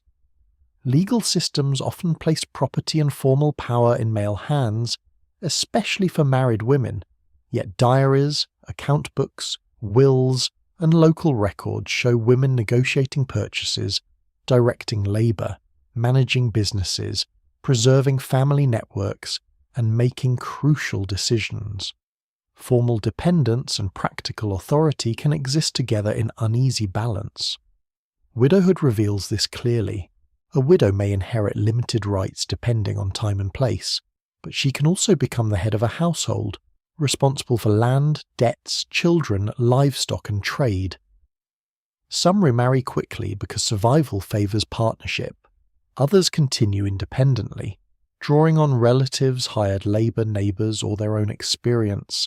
The romantic image of the frontier wife smiling beside a perfect hearth rarely includes legal uncertainty, childbirth risk, exhaustion, loneliness, or the relentless calculation of supplies.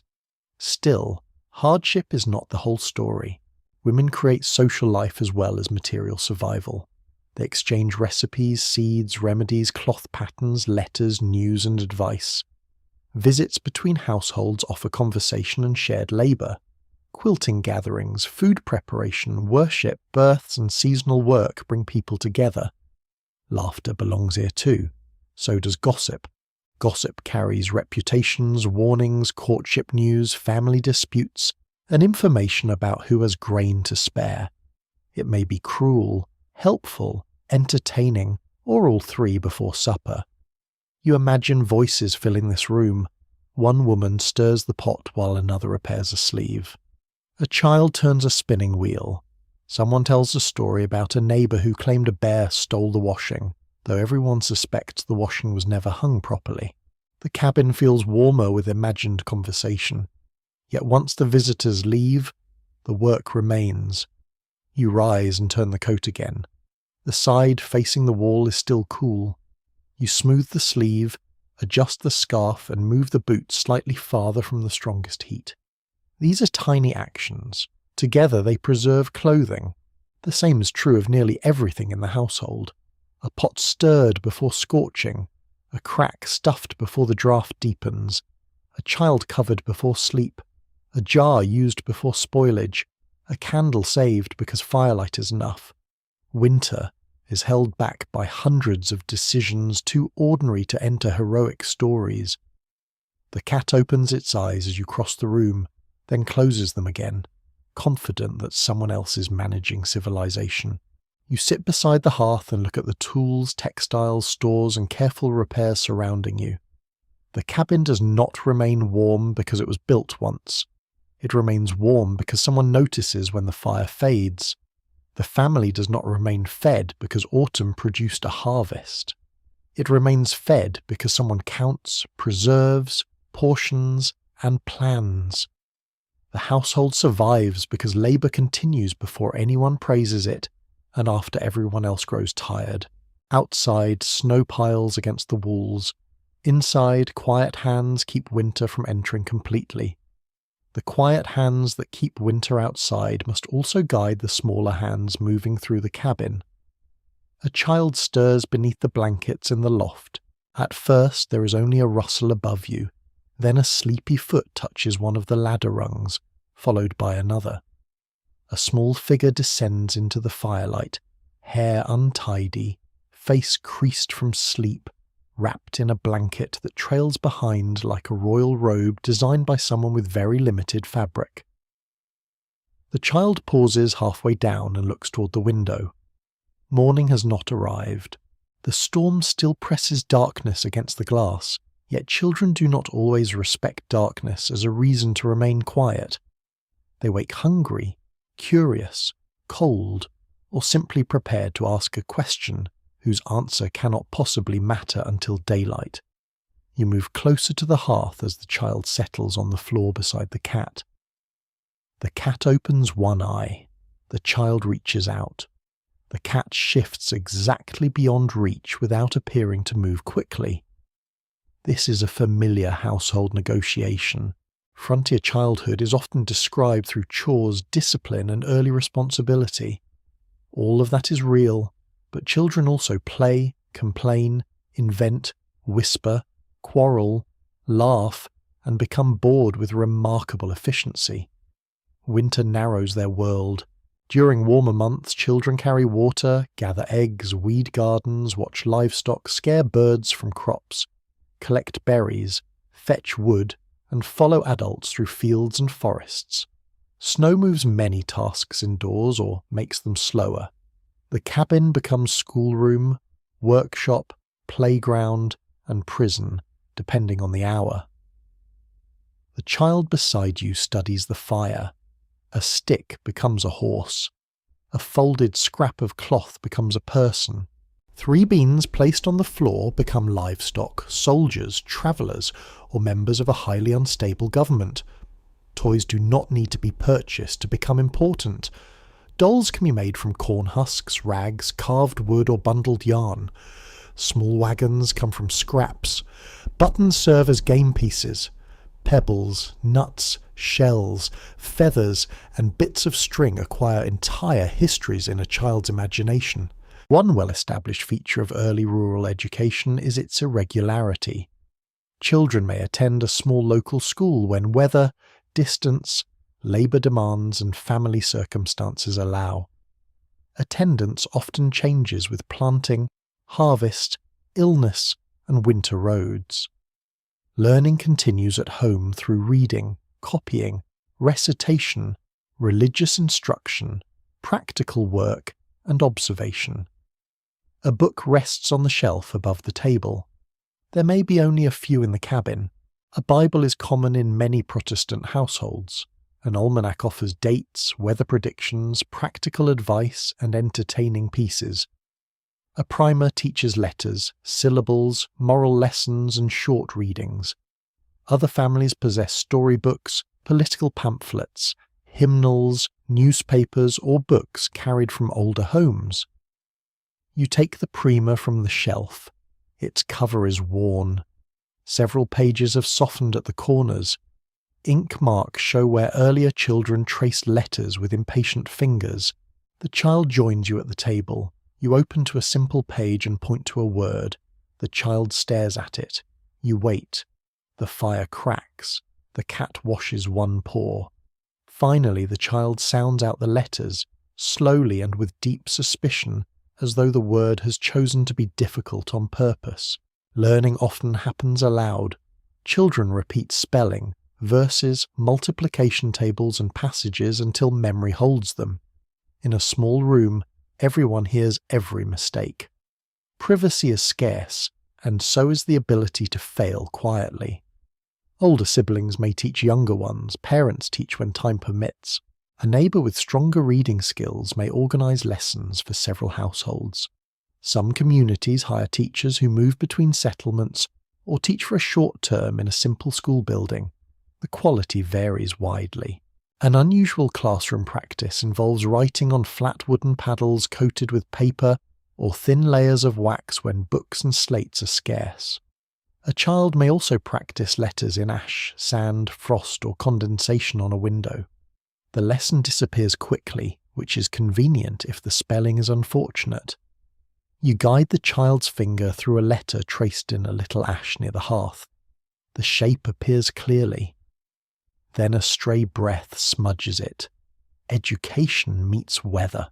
The child tries again. Beyond lessons, there are chores waiting even during storms. Kindling must be sorted. Feathers may be stripped from quills. Wool can be picked clean. Corn may be shelled. Beans require sorting. Younger children carry light pieces of wood, fold cloth, sweep crumbs, hold yarn, or watch a pot under close supervision. The tasks teach skill, but they also contribute real labour. A family cannot afford to treat childhood as complete freedom from responsibility. Children eat from the household stores, wear clothing made through household work, and gradually become part of the system sustaining everyone. That does not mean they enjoy every assignment. You hand the child a basket of beans. Several are shriveled, cracked, or darkened. The good ones go into one bowl, the poor ones go into another. The child begins carefully. For perhaps 30 seconds the work receives full attention. Then 2 beans become eyes, another becomes a nose, a face appears on the table. You pretend not to notice immediately. Discipline varies by family, religion, culture, temperament, and circumstance. Adults often expect obedience, respect, and useful behaviour. Punishments may include extra chores, stern correction, loss of privileges, or physical punishment accepted in many communities at the time. Yet surviving letters and memoirs also reveal affection, indulgence, jokes, gifts, grief, and parents worrying deeply over their children. Researchers continue to examine whether later accounts portray frontier children as more mature and self-reliant than they actually were. Many young people certainly perform demanding work, but memoirs written in adulthood can compress childhood into a sequence of duties and dangers. Play, tenderness, confusion, and ordinary silliness may leave fewer written traces. The bean face gains eyebrows. You clear your throat. The child looks at the basket, then at you, and resumes sorting with the exaggerated seriousness of someone unfairly interrupted during important artistic work. Winter boredom creates its own culture. Stories fill long evenings. Riddles pass from one child to another. String games, guessing games, shadow shapes, and simple contests require little space. Children race to complete chores, count chimney sounds, imitate animal calls, or challenge one another to remain silent. The silence game is especially valued by adults. Its success is usually brief. You hear movement in the loft again.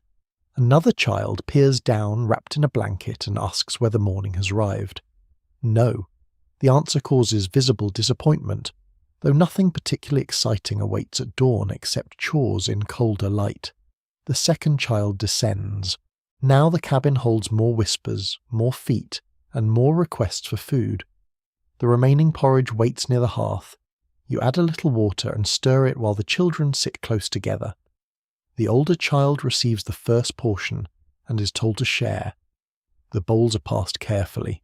Steam rises. They eat with the concentration hunger produces, scraping the wood with their spoons. One child finds a piece of onion and studies it as though considering legal action. Food disappears anyway. Children learn the boundaries of scarcity early. They know that sugar is special, fruit is limited, and wasted food brings correction. They also know which jar contains something better and exactly how long an adult must turn away before curiosity becomes opportunity. The preserved fruit remains untouched tonight. You admire the restraint. When the bowls are empty, the children return to the hearth. One begins twisting string around the fingers. The other arranges pieces of kindling into a tiny cabin. The model has 4 uneven walls and no roof. It collapses when the cat walks through it. For a moment there is outrage. Then laughter fills the room. The sound is bright against the storm, startling after so much wind and creaking timber. It rises toward the rafters and makes the cabin seem larger. Outside, snow buries the paths and shortens every horizon. Inside, childhood continues in fragments of work and play, lessons and hunger, discipline and invention. The children lean against one another near the fire. Their voices soften. One traces another letter in the ash. This time it remains long enough to be read. The letter in the ash remains clear for a few moments. Then the younger child coughs. It is only one cough at first, dry and small. The child rubs a sleeve across the mouth and leans closer to the fire. The older child continues arranging beans in a careful row. The cat watches both of them from the blanket, apparently qualified to diagnose nothing. Then the cough comes again. You notice the flushed cheeks now. In the uneven firelight, warmth can disguise fever, but the child's eyes look heavy and unfocused. A hand pressed gently to the forehead finds heat that does not belong entirely to the hearth. The room changes at once. A storm outside can be measured by snow against the door, wind in the chimney and the weight on the roof. Illness is harder. It hides beneath skin. It begins with a cough, an ache, a chill, or an unusual silence. Then asks the household to guess what may follow. You move the child onto the bed and draw the blanket higher. The warm stone near the feet has cooled, but the mattress still holds some heat. The child curls toward the wall, then turns away from its cold surface. You tuck another folded cloth behind the shoulders. There is no physician waiting nearby. A doctor may live many miles away, perhaps in a town reached by poor roads.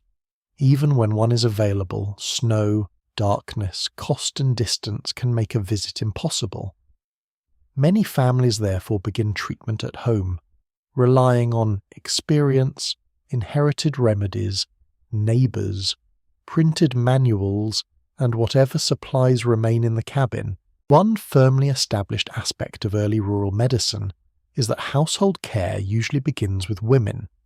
Mothers, wives, grandmothers, midwives, and experienced neighbours observe symptoms, prepare remedies, sit through the night, change bedding, offer fluids, and decide when outside help must be sought. Their knowledge may combine practical observation with older theories that now seem strange. You bring the water pot closer to the fire. Warm liquid may soothe the throat. Rest may help. The child needs comfort, warmth, and watching, all of which sounds simple until a fever continues through darkness and every breath becomes something you count. Dried herbs hang from the beam. Some may be used as teas or poultices. Mint can ease the stomach. Willow bark is valued for pain and fever because it contains compounds related to later medicines. Horehound may appear in cough preparations. Chamomile, sage, elder, and many other plants carry regional reputations. The exact remedy depends on culture, place, season, and the person giving advice. You select a small bundle and crumble a few leaves into a cup. Hot water darkens around them. Steam rises with a bitter green scent. A spoonful of honey would improve the taste, but honey is valuable and may not be available. Molasses could serve instead. Tonight the cup receives only a little sweetening from a small jar. The child sips and makes a face. This is encouraging. A child well enough to object to medicine still possesses useful energy. A peculiar remedy found in some old household traditions involves placing sliced onions near a sick bed in the belief that they draw illness from the air. Other families hang strong-smelling herbs, burn aromatic substances, or place bowls of vinegar in rooms. The onion does not negotiate with disease, but it does ensure that everyone knows where the sick bed is. You leave the remaining onion on the shelf. The cabin already smells of smoke, wool, herbs, and humanity. It does not require another opinion. The older child stands near the bed trying to look unconcerned. Illness rarely belongs to one person in a crowded room. There is little space for isolation. Everyone breathes the same air, touches the same bowls, shares blankets, and sleeps within a few steps of the patient. When infection enters a small cabin, it can move quickly through the household. People understand that sickness can spread, though explanations vary. Some blame foul air, Others suspect weather, damp clothing, spoiled food, divine judgment, personal imbalance, or contact with the ill. Several ideas can coexist without anyone finding this contradictory. You rinse the cup and keep it near the bed. Fever invites many treatments. Some caregivers cool the body with damp cloths. Others pile on blankets to encourage sweating. Certain medical traditions favour bleeding or purging, based on theories about balancing bodily fluids. Such treatments can weaken patients who are already exhausted. The frontier doctor, when one arrives, may carry lancets, herbs, powders, opiates, mercury compounds, and instruments in a leather case. Training ranges from formal study to apprenticeship and personal claim. A confident manner may be easier to find than a reliable cure. Researchers remain divided about how often rural families trusted physicians over local healers and domestic experience. Some communities seek doctors whenever possible. Others call them only after household remedies fail, either because of expense, distance, skepticism, or the belief that familiar caregivers understand the patient better. You understand the hesitation. A stranger arriving through snow may bring skill. He may also bring a bill and a treatment involving sharp metal. The child coughs again, then settles. You place 2 fingers near the wrist and feel for the pulse. Counting it accurately without a clock is difficult. You judge whether it seems rapid, weak, or irregular. The breathing matters too. Is it easy? Is there pain? Does the chest rise smoothly? Every sign becomes important. The older child asks whether the sickness is serious. You answer softly that warmth and sleep may help. It is not a promise. Frontier families know diseases that can turn quickly. Influenza, pneumonia, measles, scarlet fever, whooping cough, smallpox, tuberculosis, and infections following minor injuries all threaten communities. Vaccination against smallpox exists in parts of the 19th century, but access, acceptance, and distribution vary. Even an ordinary cold can become dangerous when nutrition is poor and the room is damp. You check the draft near the bed. The cloth pushed into the wall gap remains in place. Cold still radiates from the logs, so you hang another blanket along the wall. It creates a narrow barrier and softens the chill. The fire must remain steady. Too little heat may worsen the child's discomfort. Too much makes the room dry and smoky. You adjust the logs, opening a space between them so the flames burn cleanly. The cat jumps onto the bed and curls near the child's feet. No one invited it, but warmth is warmth. The child reaches down and rests one hand on the cat's back. A faint purr begins, low and even. It may be the most soothing treatment available in the cabin. You sit nearby. A medical manual on the shelf offers pages of advice, much of it delivered with impressive certainty. It lists symptoms, remedies, doses, and warnings. Yet printed authority cannot see this child's face, hear this cough, or judge the distance to the nearest doctor. The household must decide. Should someone leave now? Should you wait until daylight? Would the journey expose another person to greater danger? The storm answers by striking snow against the window. No one is leaving yet. You prepare another cloth, fold it, and dip it into cool water. Place gently across the forehead. It brings a little relief. The child's eyes close.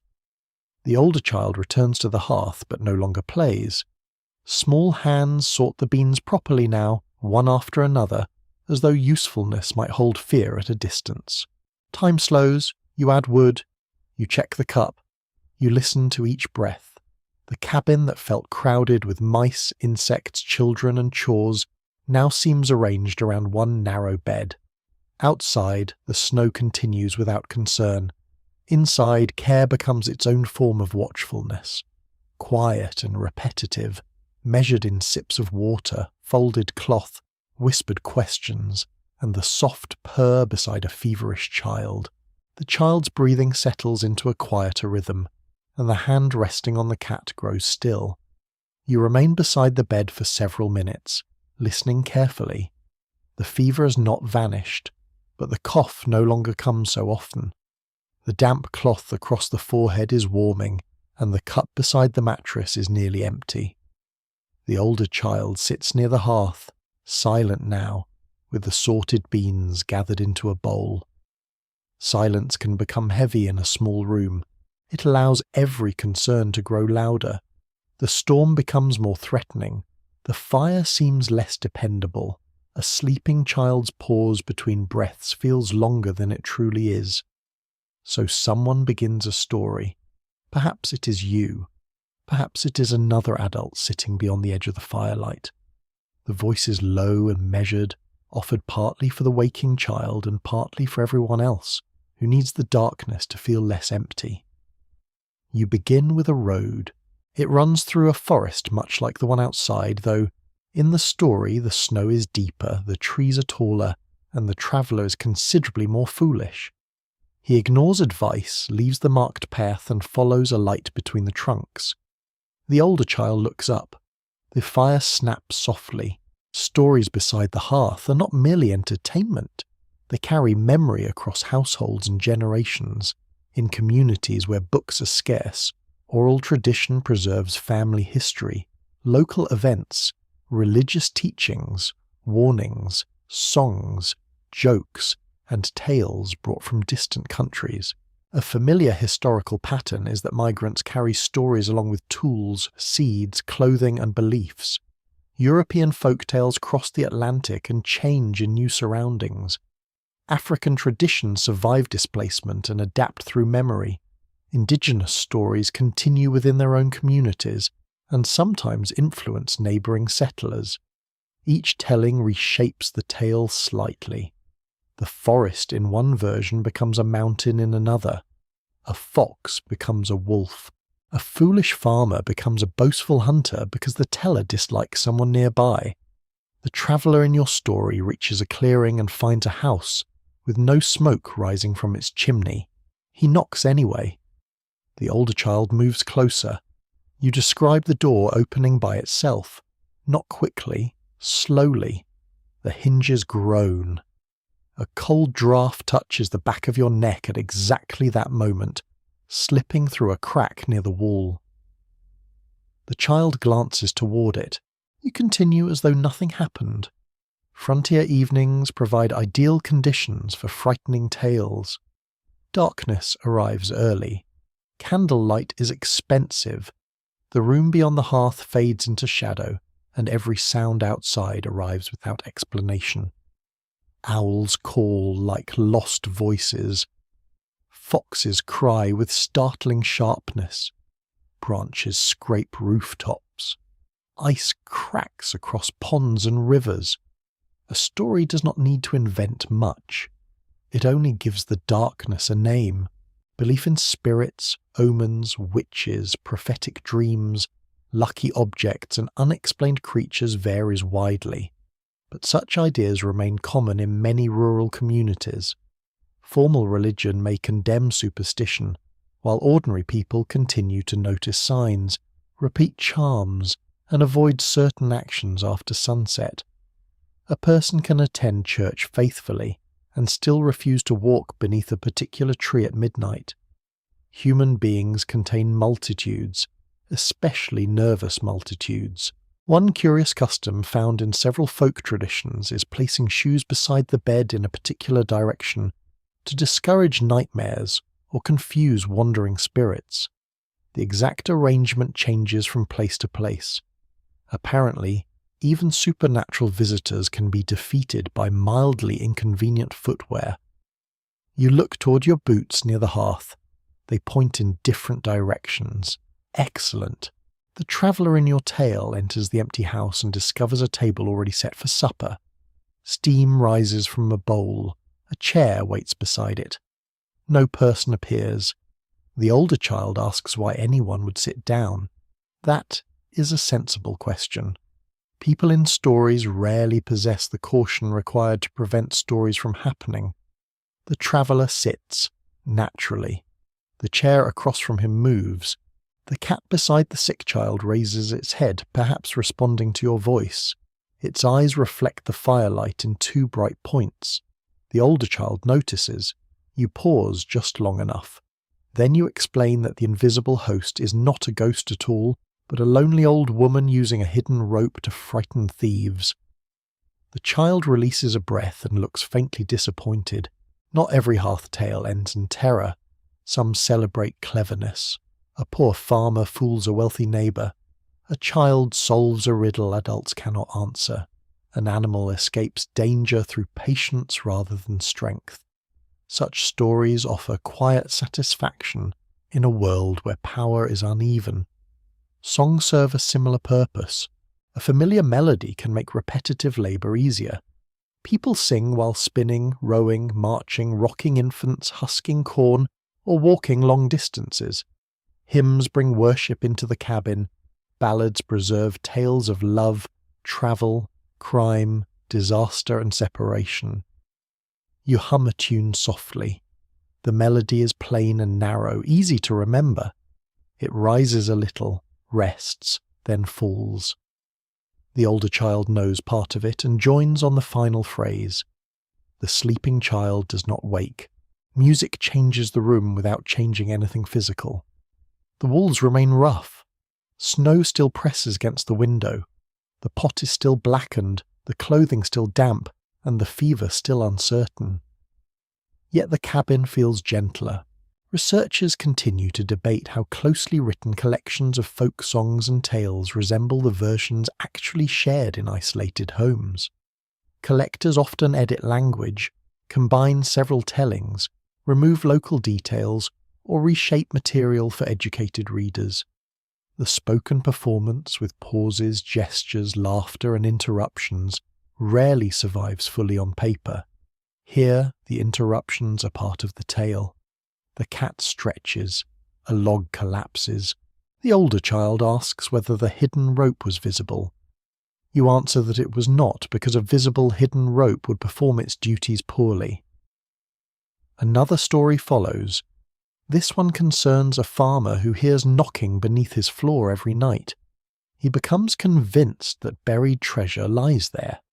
He removes the boards, digs through the earth, and finds only a large root striking the foundation whenever the wind moves the tree outside. He receives no gold.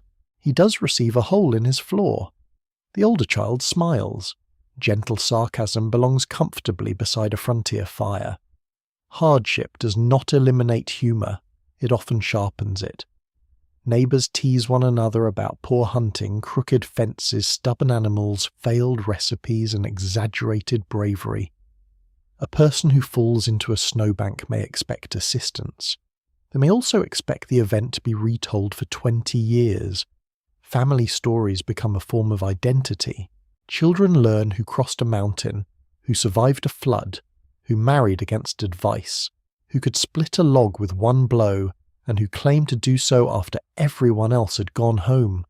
Accuracy bends toward affection. You tell the children about the winter when snow supposedly reached the chimney top.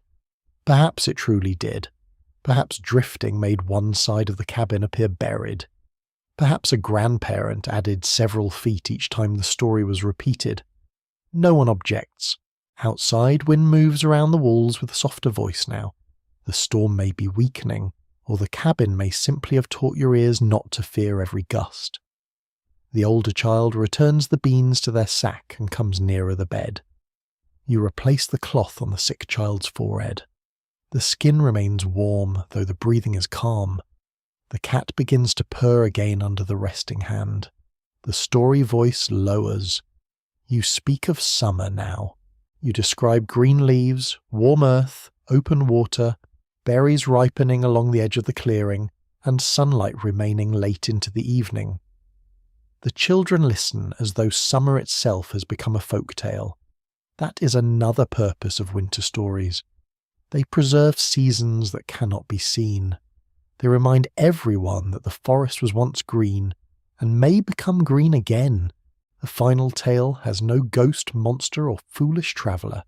It follows a family waking after a long storm and finding the world bright beneath fresh snow. Neighbours appear along the path. Smoke rises from every chimney. The The sick recover. The stores last. Spring arrives slowly, then all at once. The older child's eyes begin to close. You let the last sentence lengthen and soften. The fire settles lower. Words drift into silence, leaving only the crackle of embers, the faint wind beyond the logs, and the steady breathing from the bed. The room holds the stories after the voice stops, as though they have joined the blankets, tools, smoke, and shadows gathered beneath the roof. The final story fades, but the cabin does not remain still for long. A dull sound comes from outside, not the quick scratch of a branch, nor the hollow moan of wind in the chimney. This sound is heavier. It arrives once, followed by a pause, then returns with the slow weight of something shifting against wood. The cat lifts its head. You listen. From beyond the wall comes a low animal call, muffled by snow and distance. The livestock need checking. For a moment you remain beneath the blanket, hoping the sound will explain itself and allow you to stay warm. It does not. The sick child is sleeping. The older child is curled near the hearth, wrapped in cloth, face turned toward the fire. The flames have fallen lower, and the room glows mostly from coals. You rise carefully. The bed ropes creak. Cold air enters beneath the blanket at once, reminding you that comfort on the frontier is often borrowed and must be repaid with chores. Your indoor shoes will not survive the yard. You pull on the stockings, still faintly damp around the heels. The wool feels cold, then quickly warms against your skin. Next come the boots. The leather has softened beside the hearth, though the inside remains clammy. You push one foot down. The sensation is unpleasant enough to make you reconsider every choice that brought you here. The second boot is no kinder. You take your waistcoat from the peg, then the coat. It is not fully dry, but it has stopped dripping. The outer wool smells of smoke. You wrap the scarf around your neck and draw on the stiff gloves. Before opening the door, you prepare the room. One practical truth of winter farm life is that animals require care regardless of weather, darkness, fatigue, or human preference. Cows must be checked, horses watered, newborn animals protected, and pens inspected after storms. A household may delay some chores, but neglecting livestock can mean losing food, labour, transport, and months of investment. You add a small piece of wood to the hearth. The new flame catches slowly. You make sure the water pot stands safely away from the edge. The poker rests beside the stones. The children remain covered. Then you lift the wooden bar from the door. The wind pushes immediately against the planks. You brace one foot and pull. The door opens only a narrow distance before snow blocks it. Powder spills across the threshold like flour from an overturned sack. You lean harder until the opening is wide enough to pass. Cold strikes your face. The air outside feels sharper than before, cleaner and far more severe. Firelight falls across the snow behind you, creating a small golden path that ends after only a few steps. Beyond it, the world is black and blue. You carry a lantern shielded with thin horn or glass. Its flame trembles inside, casting weak light over the yard. The lantern does not conquer darkness. It merely introduces you to the nearest portion. Snow reaches halfway up your boots. You step carefully, remembering that tools and uneven ground lie hidden beneath the surface. Wind has filled your earlier footprints. The path to the animal shelter must be found from memory. The cabin behind you creaks softly. Ahead stands a dark shape lower than the trees. It may be a barn, a shed, or a rough stable built from logs and boards. Snow presses against one side. The roof carries a deep ridge where wind has piled the powder. Another low call comes from within. You reach the door and clear snow away with your boot. The latch is frozen. You strike it gently with the wooden lantern handle, then again. It gives. Warm animal breath meets you as the door opens. The shelter is darker than the cabin, and heavy with the smells of hay, manure, leather, damp wood, and living bodies. A cow shifts in its stall. A horse stamps once and shakes its head. Chickens murmur somewhere above, disturbed by your arrival.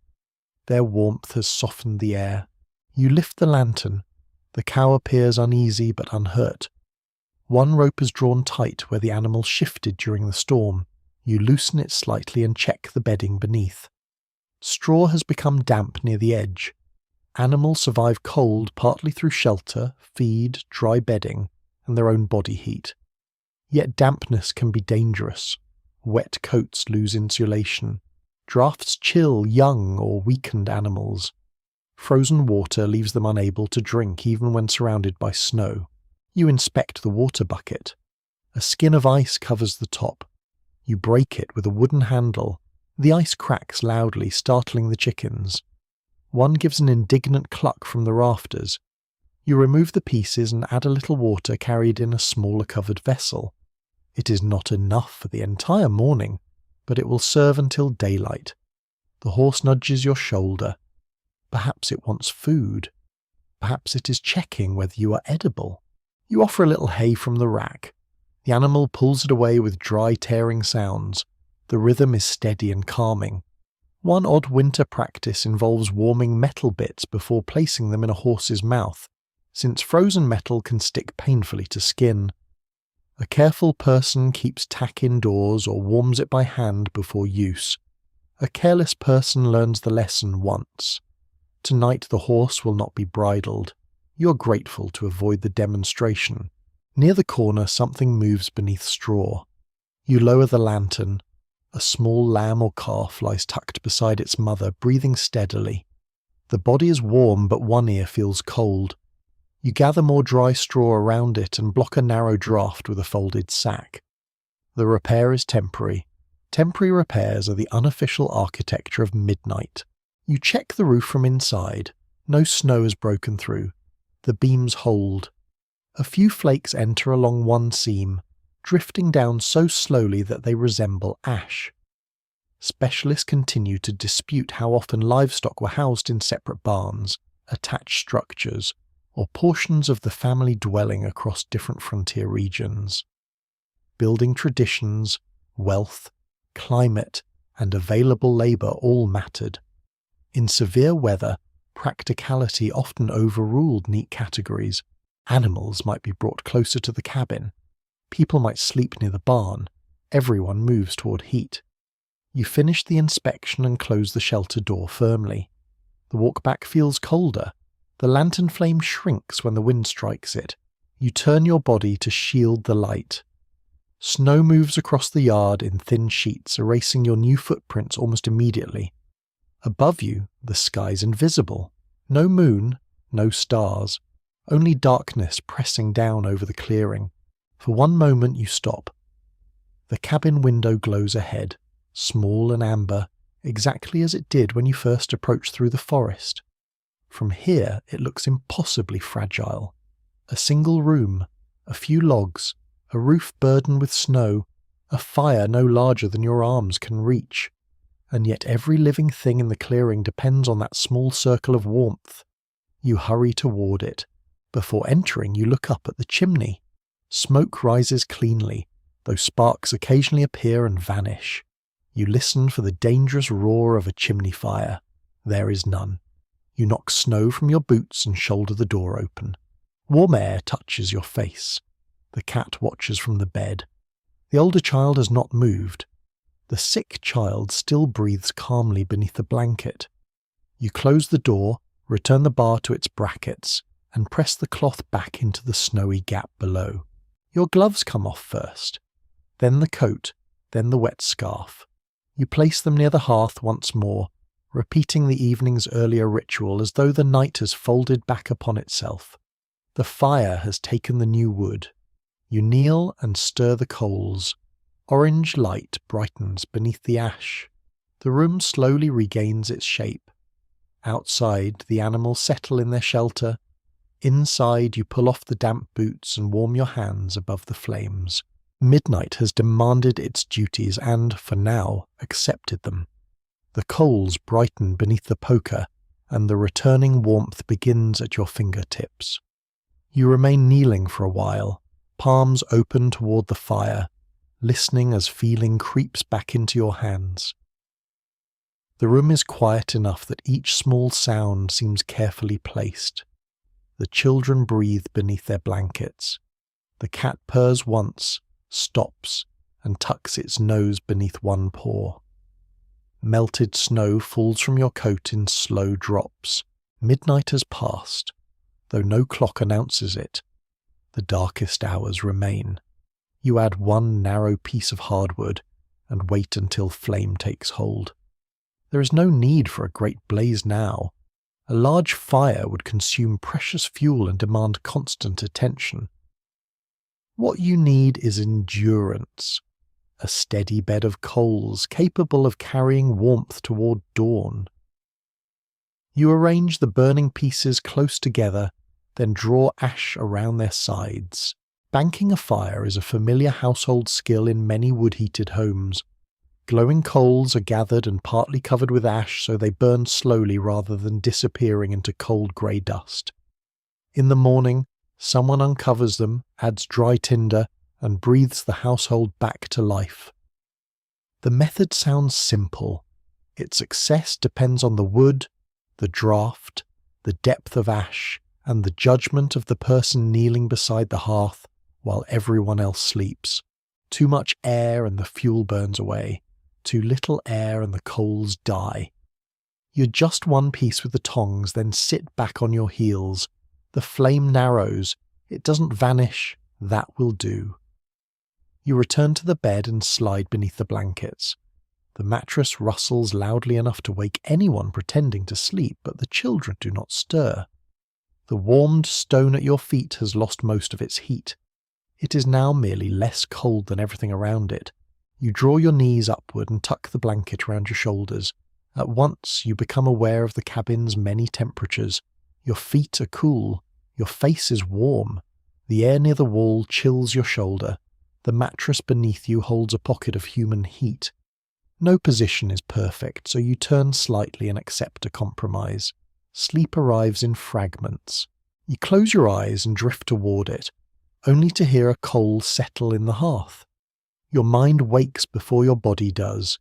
You listen for flame, smoke, wind, or anything that suggests danger. Nothing follows. You drift again. A board contracts with a sharp click. Your eyes open. The cat has not moved.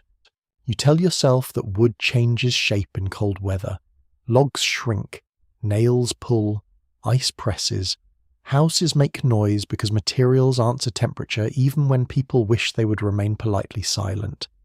You close your eyes once more. The body wants sleep. Responsibility resists it. A settled fact of winter life is that nighttime rest can be interrupted repeatedly by fire tending, feeding infants, checking livestock, caring for the sick and responding to weather. 8 quiet hours beneath untouched blankets belong more to aspiration than routine. People sleep according to need and circumstance. Some go to bed soon after darkness because candles and fuel are valuable. Some wake during the night, pray, talk, work briefly, or tend the hearth before returning to sleep. Historical evidence suggests that divided sleep was known in many pre-industrial communities, though patterns differed greatly across regions and seasons. You feel yourself hovering between waking and dreaming. The storm becomes part of that uncertain space. Wind sounds like distant water. The scratch of a branch becomes footsteps. The pop of the hearth becomes a knock from far away. For a moment you dream that someone stands outside the door. The figure does not speak. Snow gathers on its shoulders. You wake before it raises a hand. The cabin is unchanged. The bar remains across the door. The fire gives a dull red glow. The window is black except for a faint reflection. You breathe slowly. There is no visitor. Only imagination, encouraged by darkness and an evening full of stories about travellers who make poor decisions. You turn toward the sick child. The breathing remains even. You count several breaths, then stop when the counting itself begins to keep you awake. A hand placed lightly on the forehead finds warmth, but perhaps less than before. Perhaps. Night makes certainty difficult. You replace the blanket near the child's shoulder and lie down again. The ropes beneath the mattress complain softly.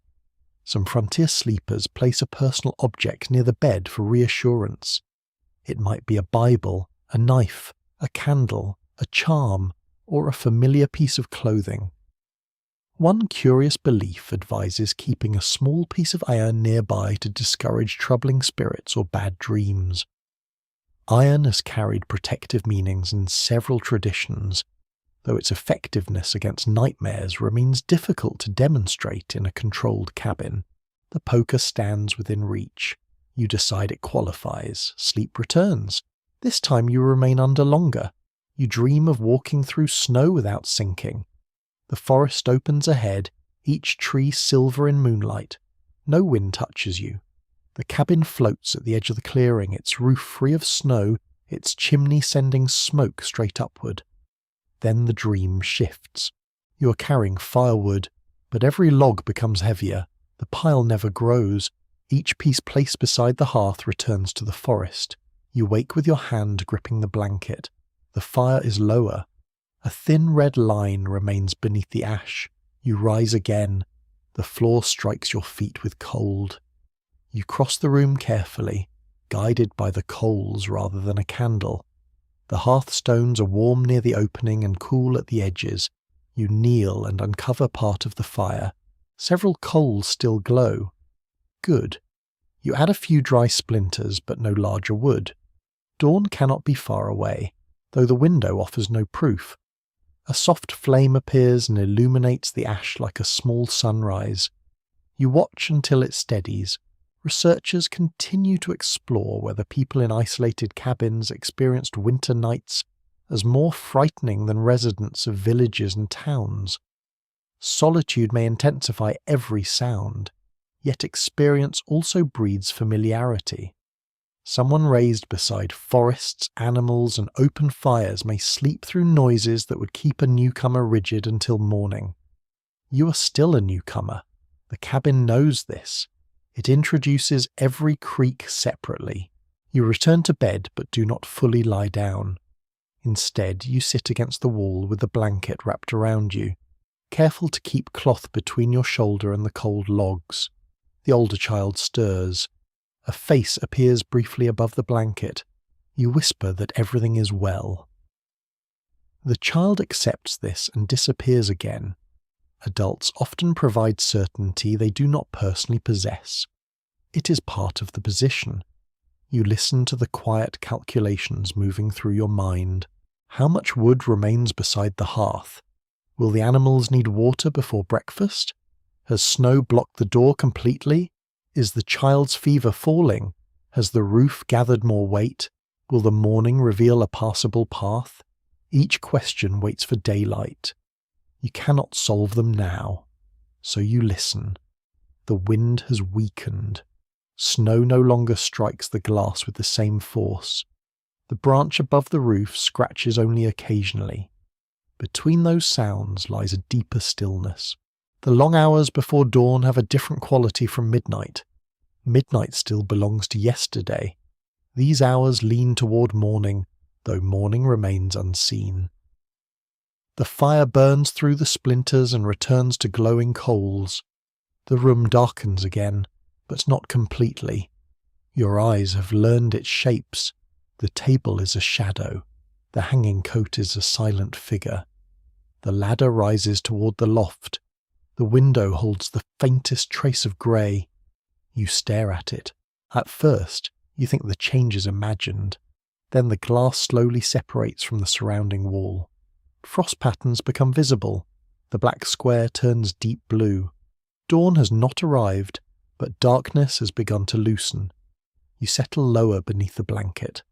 For the first time in hours, you no longer feel required to listen for every danger. The cabin has held. The roof remains above you. The animals are sheltered. The fire still lives beneath the ash. The child breathes softly. Outside, snow covers the world. Inside, the longest part of the night passes without ceremony, one quiet breath at a time. The faint blue at the window continues to deepen. You watch it spread slowly through the frost, revealing delicate branches of ice across the glass. The patterns resemble ferns, feathers, and tiny white rivers. Beyond them, the clearing is still hidden, but darkness no longer owns the entire view. Morning approaches without sound. The fire rests beneath its blanket of ash. The children remain asleep. The cat has shifted closer to the sick child, forming a warm curve beside the small body. Your coat hangs stiffly from its peg, dry along the shoulders and merely damp at the hem. You slide out from beneath the blankets. The floor is bitter beneath your covered feet. Cold has settled into every board during the final hours of night. It presses upward through the thin indoor shoes and encourages immediate movement. You cross to the window and lift the cloth at its edge. The world outside has been remade.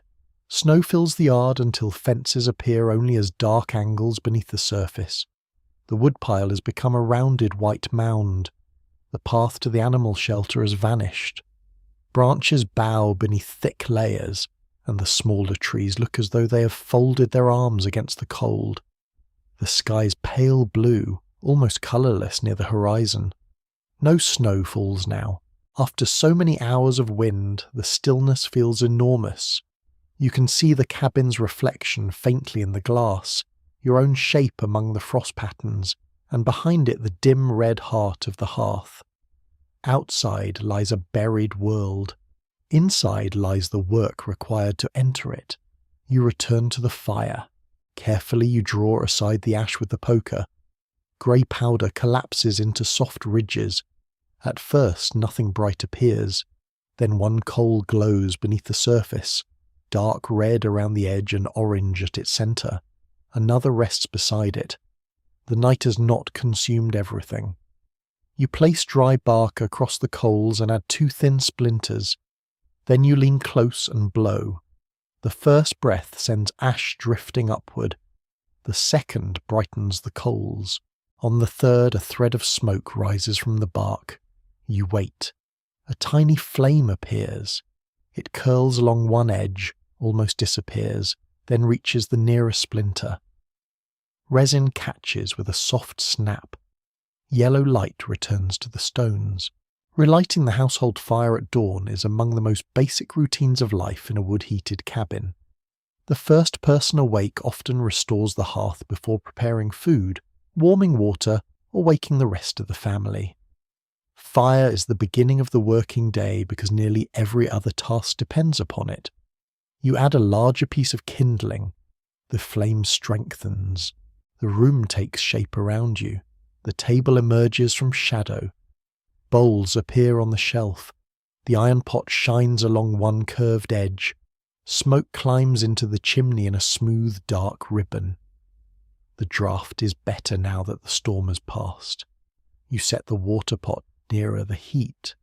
Ice has formed thinly across its surface. You break it with a spoon, and the pieces turn slowly in the dark water. Soon they will vanish. The older child wakes first.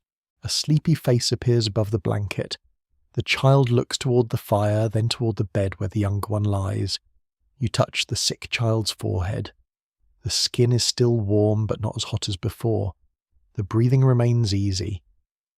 When the child opens both eyes and asks for water, the request sounds wonderfully ordinary. You offer the cup. Several careful sips disappear. The cat stands, stretches each leg, and jumps to the floor with the solemn expression of a physician whose treatment has succeeded. The older child moves toward the window. A small gasp escapes. The snow appears deeper from a child's height. It has swallowed the familiar yard and softened every object. Even the animal shelter seems farther away. The door may be blocked. You lift the wooden bar and test the planks gently. They move only an inch before meeting packed snow. Morning has provided its first assignment. Cabins in heavily snowed regions sometimes require occupants to clear exits from within, or leave through another opening when drifts build against doors. Roof slopes, doorway placement, wind direction, and nearby trees all affect where snow accumulates. A structure that feels sensibly arranged in summer may become a puzzle after one severe night. You push again. A narrow line of blue light opens beside the door. Cold air enters, clean and sharp. Using a shovel kept near the threshold, you begin cutting into the drift. Snow spills inward with every movement. The older child gathers it into a wooden bucket, delighted to be useful until the novelty fades after several scoops. The opening widens slowly. At last, the door moves far enough for you to step beneath the eaves. The clearing receives you in silence. Your boots sink deeply, but the snow is lighter than expected. The upper layer gleams faintly beneath the growing sky. Tiny crystals catch the first weak light and vanish when you move. Smoke rises from the chimney almost straight upward. That is a good sign. The wind has rested. You look toward the forest. Every branch is outlined in white. The split-rail fence runs unevenly through the clearing, appearing and disappearing beneath drifts. Tracks cross the untouched surface near the woodpile. Small pause. The mouse population has apparently maintained an active morning schedule. A peculiar winter amusement in some rural households involves pouring warm molasses onto clean snow, where it cools into chewy candy. It offers children sweetness, and adults an excellent opportunity to discover whether the chosen patch of snow is truly as clean as it appears. No molasses will be sacrificed this morning. The pantry has survived too much already. You clear a route to the firewood first. Each step compresses the powder with a dry squeak. The pieces beneath the eaves remain mostly protected. You lift several and carry them inside, shaking loose the snow before crossing the threshold. The cabin welcomes the wood with growing heat. You stack it beside the hearth, keeping the driest pieces nearest the basket. The fire now holds a strong yellow flame. Water begins to tremble in the pot. Beyond the window, daylight spreads across the snow. Social historians continue to examine whether frontier families regarded severe winter storms mainly as disasters or as expected seasonal challenges. Surviving accounts describe fear, loss, inconvenience, beauty, play, relief, and even welcome rest from travel. The same snowfall can isolate one household, replenish water for another, protect crops, damage roofs, and create roads for sleds once packed. This morning, the storm is both burden and wonder. It has blocked the door and covered the paths. It has also transformed every stump, fence, and fallen branch into a quiet sculpture. You step outside once more and look toward the distant trees. A thin column of smoke rises beyond them. Another household has revived its fire. Someone there is also pushing snow from a door, checking animals, warming water, and discovering what the night has changed. The sight is small, but it carries reassurance across the distance. The network of neighbours still exists beneath the snow. You return indoors. The children sit near the hearth. The younger one holds the warm cup with both hands.